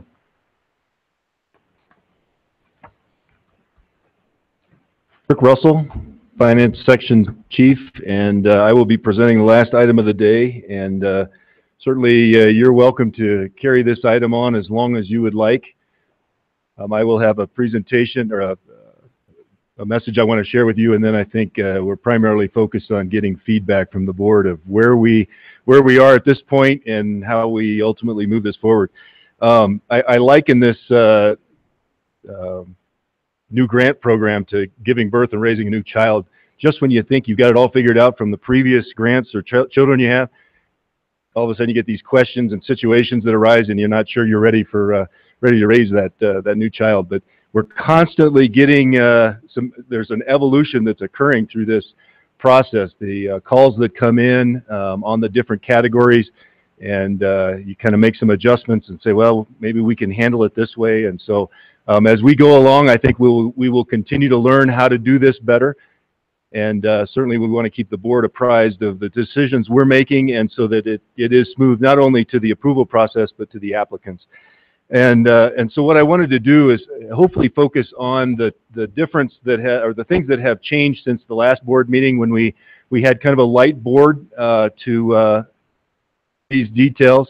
There are a lot more board members to update on where we are and make sure that everybody's on the same page as we move forward with this the water plan grant program. So one of the things that I have focused on with the staff is I'd like to get some branding effort to focus on. We're going to call these water plan grants, and I think if we just all talk in that terminology, it might help the rest of the folks out there that are dealing with water supply, WSRF. I think they're pretty used to those terminologies. So these are water plan grants, and that is the $10 million that is set aside for the board to review some application dates coming up, and then final approvals. One of the things that we added since the last board meeting was a frequently asked questions, and I think it has helped us internally to kind of get on the same page as well. And so that document is in the board packet, and I wanted to just walk through those because that might help you with some questions and feedback to us. You know, there is some concern that then there were two sides of this. What if nobody applies, which was highly unlikely, but then what if we have too much application? How do you find out or determine which projects have priority?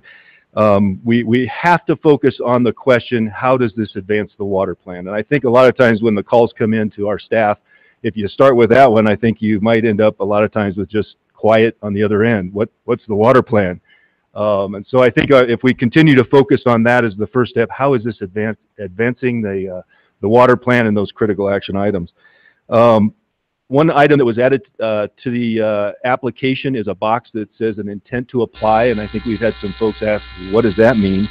Through the process, as the senior staff level folks got together and were worried, as Director Wells has commented in previous board meetings, you know, there are projects that are ready that might not be as good as projects that are waiting in the wing that just haven't gelled yet.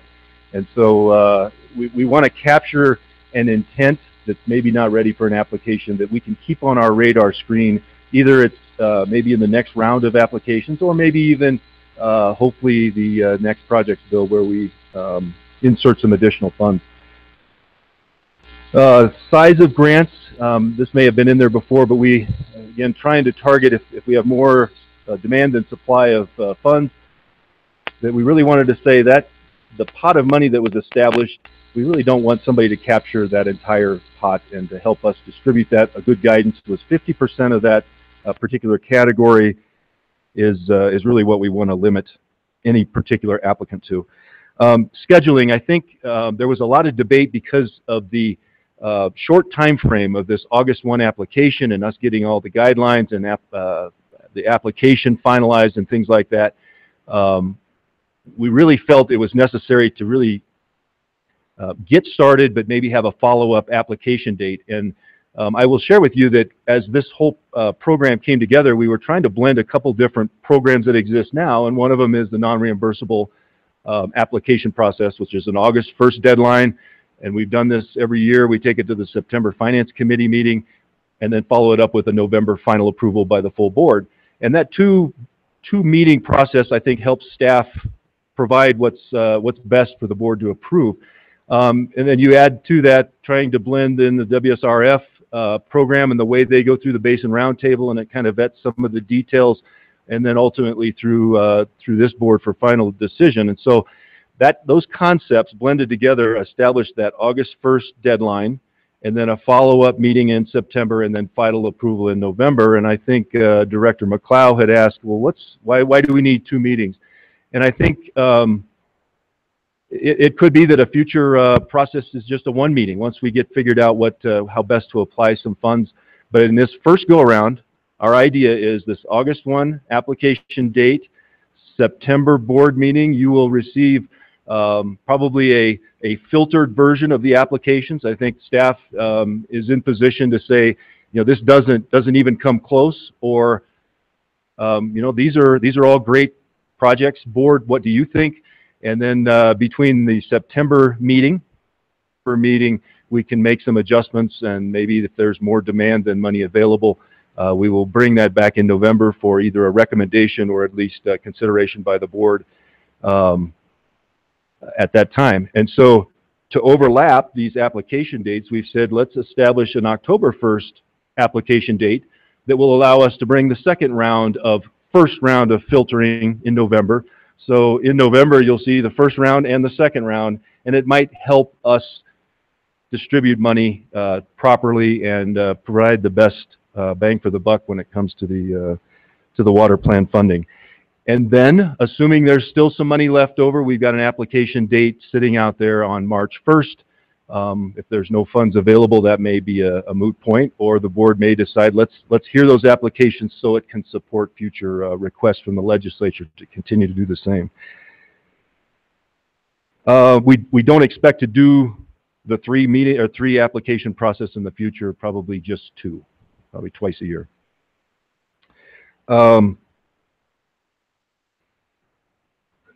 The staff expects after August 1st, and as you see on the application list, the first box indicates those contacts. There has been a change now that Director Mitchell has a new role.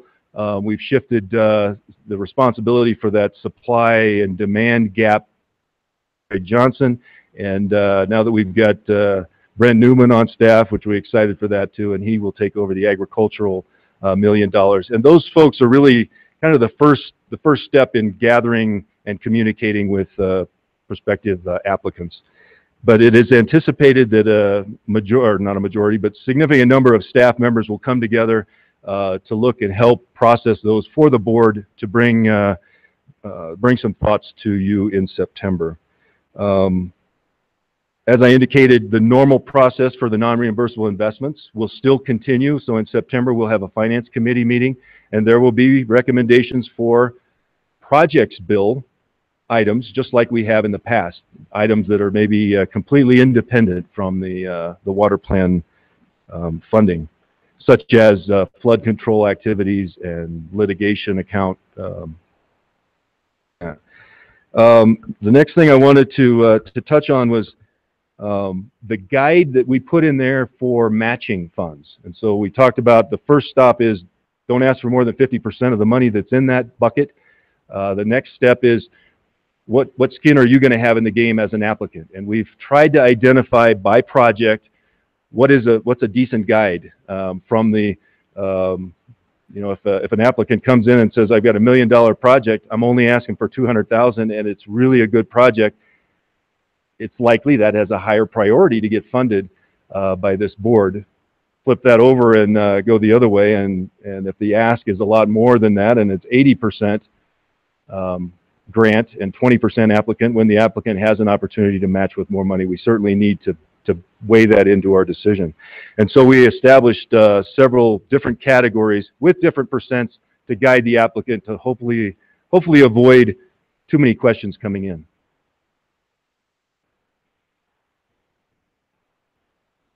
Director Hawkins. Is it okay if we ask questions when you hit subjects that we have questions on? Feel free, thank you. Okay. We had some questions come up at the Southwest Basin Roundtable meeting about the language on page 2 about in-kind services. When I reviewed it, I read it as sort of a blanket prohibition of including in-kind, and that is not how it was explained. And could you clarify what the rules are on in-kind? I will say that the board certainly has the discretion to make adjustments. We needed to find a way to provide some guidance to applicants. It is our intent that in-kind services are not part of this process. We would like the cash side, or at least, and whether it's materials or some other in-kind match. Not to say that it's prohibited. I don't think that's an acceptable position for staff to provide to the board, but I think that is a consideration that we want to have, that it not be in-kind operational type activities. I think we're trying to avoid. We have some experience, and it looks like Director Mitchell might want to comment as well, but it's very difficult to quantify some of those and identify them through that process. So, Director Mitchell. So would it be fair to say there is some flexibility on staff dependent on type of project, Kirk? And there are types of projects that it may be difficult for proponents to come up with a 50% match or a 20% match, and where in-kind services are necessary to get a project to the finish line? Absolutely. And understand we're trying to probably get a one-size-fits-all application to different types of projects, and I think that is a very valid point. Certainly a construction and having in-kind services where we're paying somebody from the staff of the company that's requested a grant is a lot different than maybe some of these outreach type activities. So there's certainly discretion, I think, that has to be provided. Thank you. Director McLeod. Well, so to follow up on that question, are we going to change the wording of this page? Because it's a strict prohibition in the language on page 2. It says that the in-kind services will not be considered as matching funds. So if there is flexibility, we probably should express it a little differently. I think there is language in here that gave the board that opportunity to waive all of these requirements. But if it is your recommendation that we modify that, I'm happy to do that. Well, I just think that is a better characterization of the way we're going to look at these things. But it's a minor point. I'll let you decide how you want to deal with it.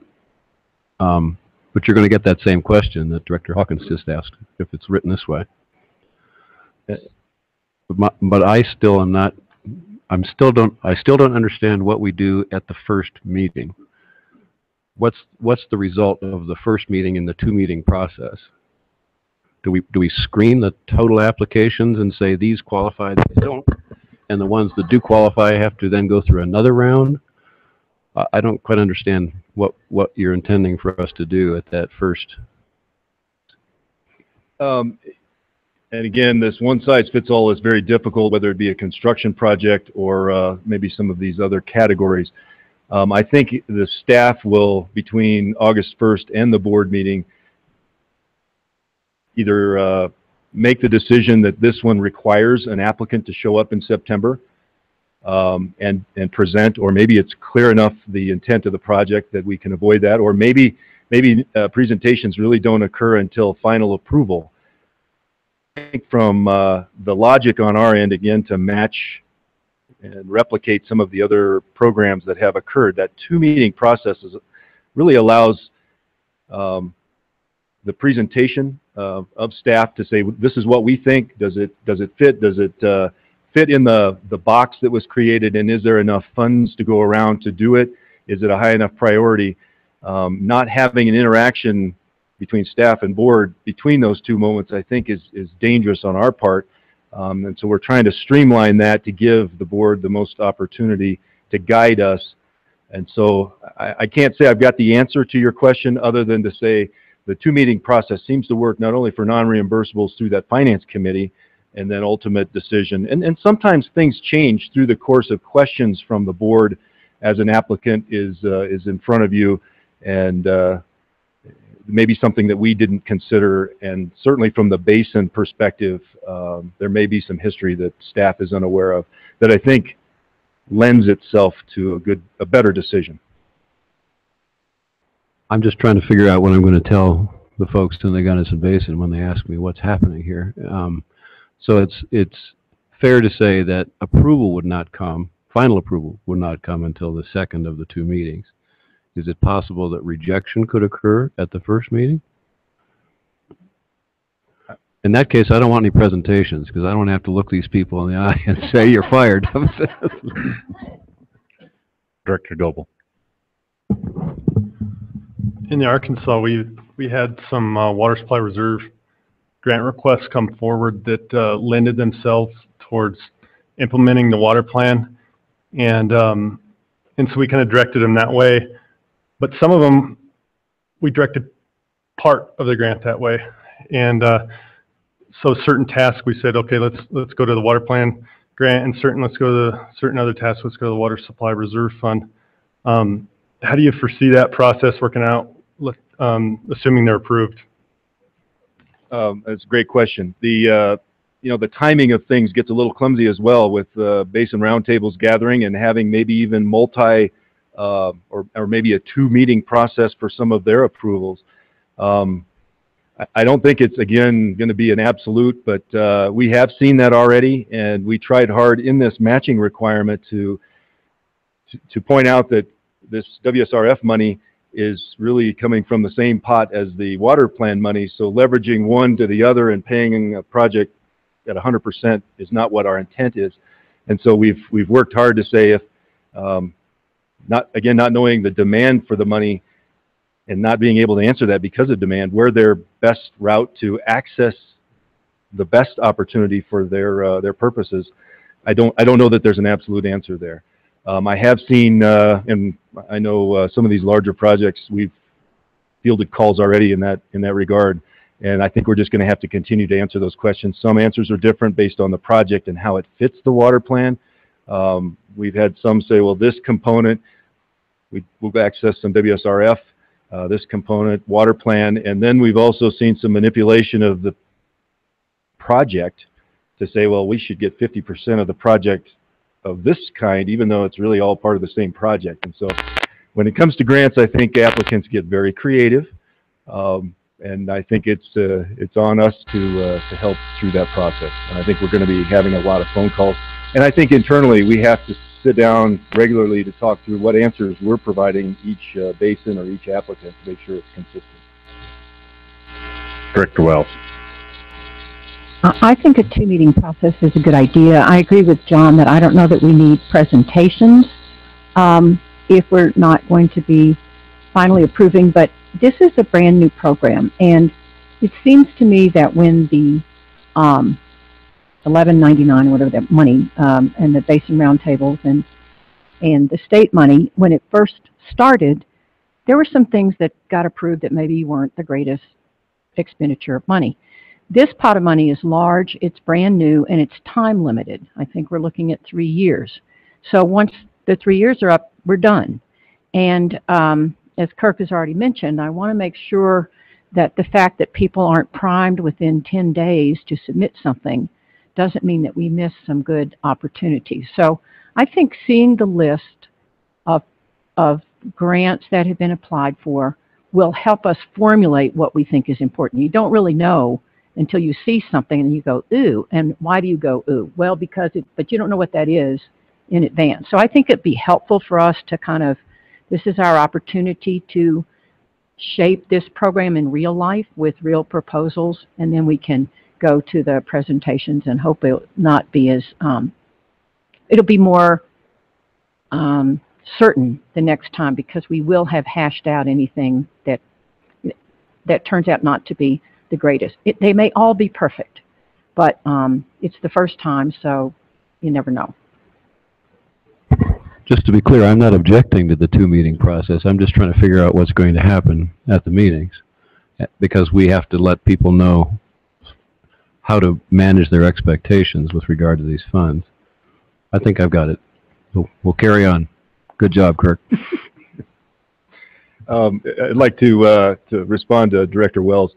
When we laid out the idea of this $25 million, and I think I shared with the board that I envision that we're able to maintain that for 3 years at that $25 million level. After that, it really gets cloudy.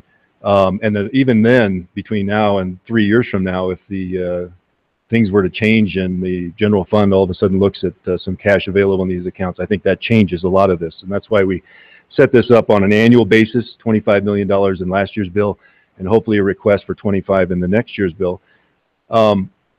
If I look into that, into the distance where it does get cloudier, it seems to me that there's probably an opportunity for this board to ask for $10 million much further out. It's the WSRF and 5 million watershed money that's probably a little bit more difficult, but I think, or whether you distribute that to some other programs, but $10 million really seems to fit well in the long-term modeling. So this may be a program that's around a little bit longer than 3 years, and maybe 3 years from now we say, you know what, that we tried that, here's a better way to do it, and maybe it's the roundtable approach or others. But you're right, we're learning as we go here, and I'm sure we'll look back and say, well, we would do it different next time. Next time we have a child, we won't raise it that way. I get one question, Kirk, and I'm a little bit confused here. Okay, when we get back into the match part, so it's been interpreted one way. Am I reading that right? That there's no match, correct? You're referring to no in-kind match. Am I correct with what Director Hawkins said?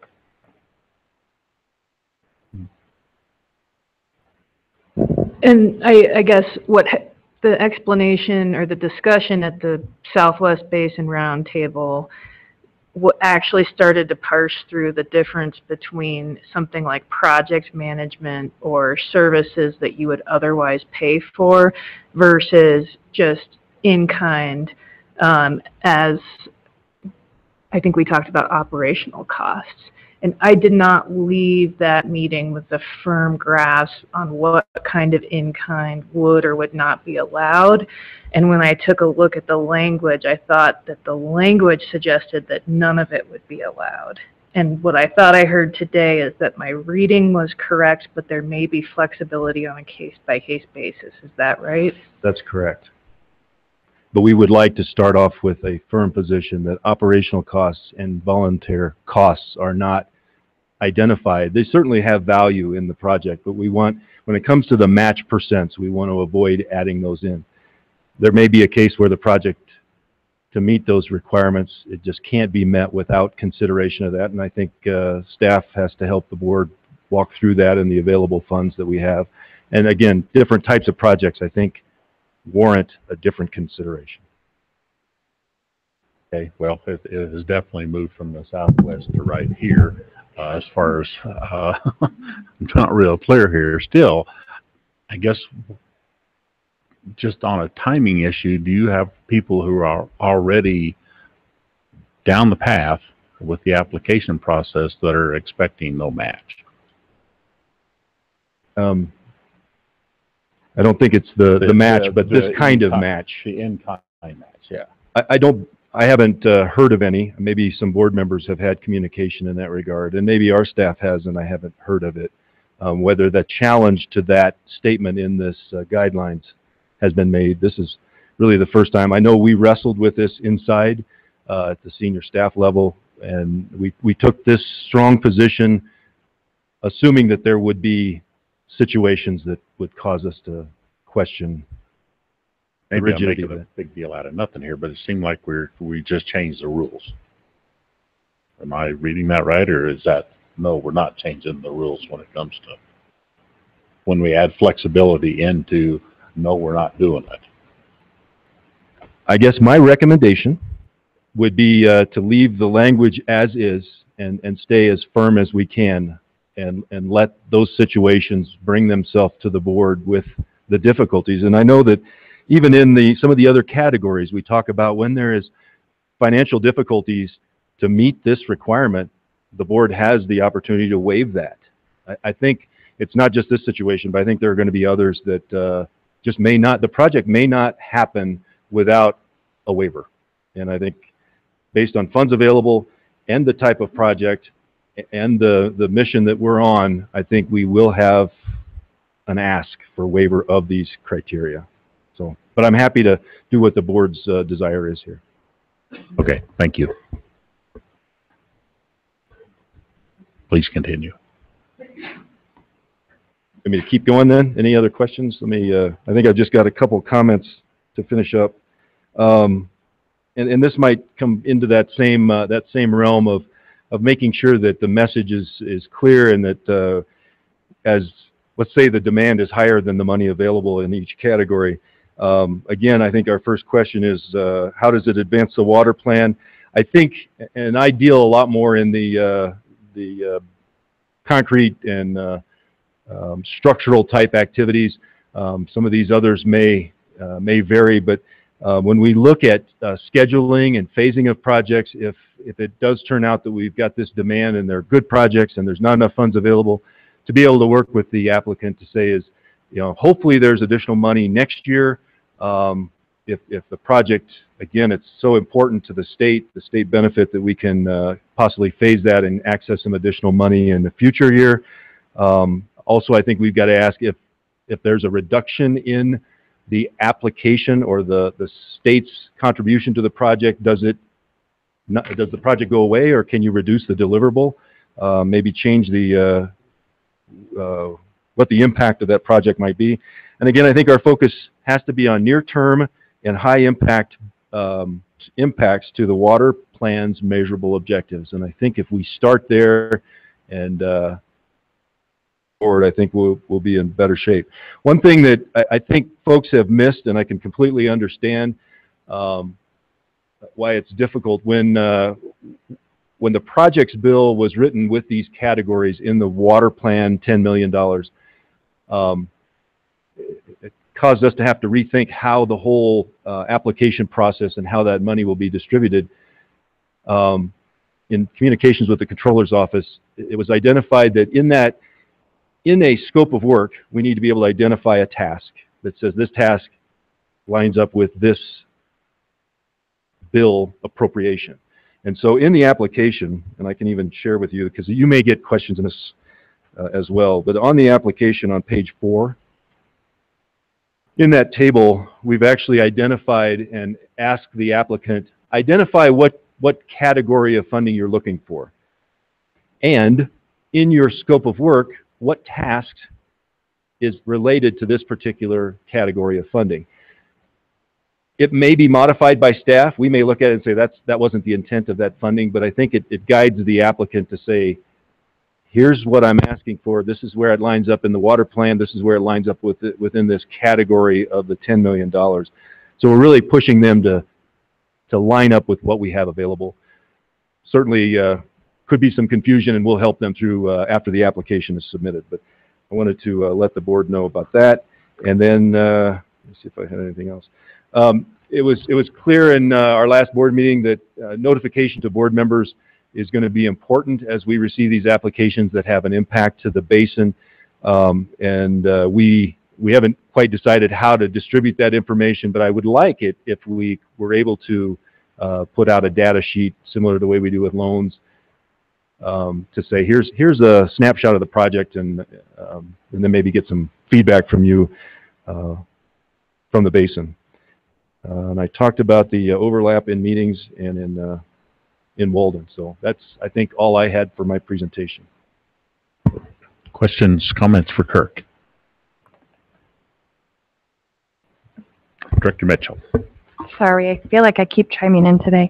I want to be remiss if I didn't let the board know the amount of effort this has taken, and we predict that it will take.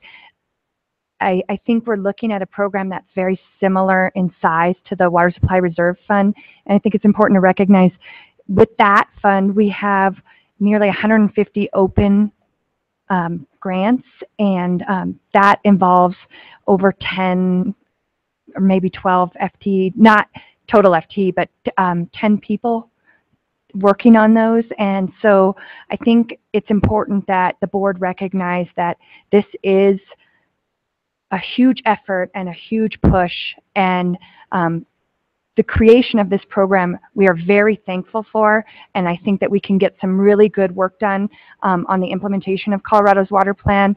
But I did want to let you know we are shifting, and everybody is working really hard to make this program work and be successful. And it's important to CWCB staff that we prove to the legislature that we are responsible advocates of this money and how it's spent.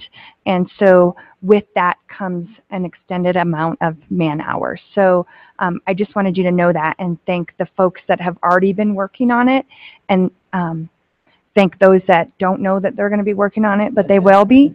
And but let you know that we are shifting things to make this happen. And I also heard concern about the in-kind, so we'll be keeping a close eye on that and keeping the board apprised as grants come in, and if there is concern about that, that will be a part of the report out. Go ahead, Kirk. Chairman Wattenberg, and that, Becky, that brings up a great point. As we are processing these applications for last year's projects bill, finance staff is preparing for next year's projects bill to deliver at the finance committee the next ask for $10 million. So that overlap exists even on the projects bill level. And I think early on we laid out those categories and the funding amounts for each category. I think at some point the board's going to have to say these are now. I doubt the legislature says, go ahead, you can have $10 million without any categories next year. So I think we'll have to make that determination of funding amounts as we start seeing applications, and we're making that decision for next year's bill as well. So. Further questions?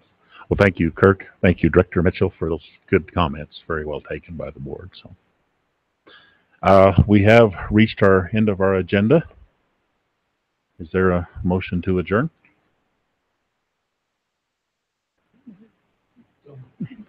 Motion by Director Gallagher, second by Director Yon. All those in I saw him switch. Yeah, I did too.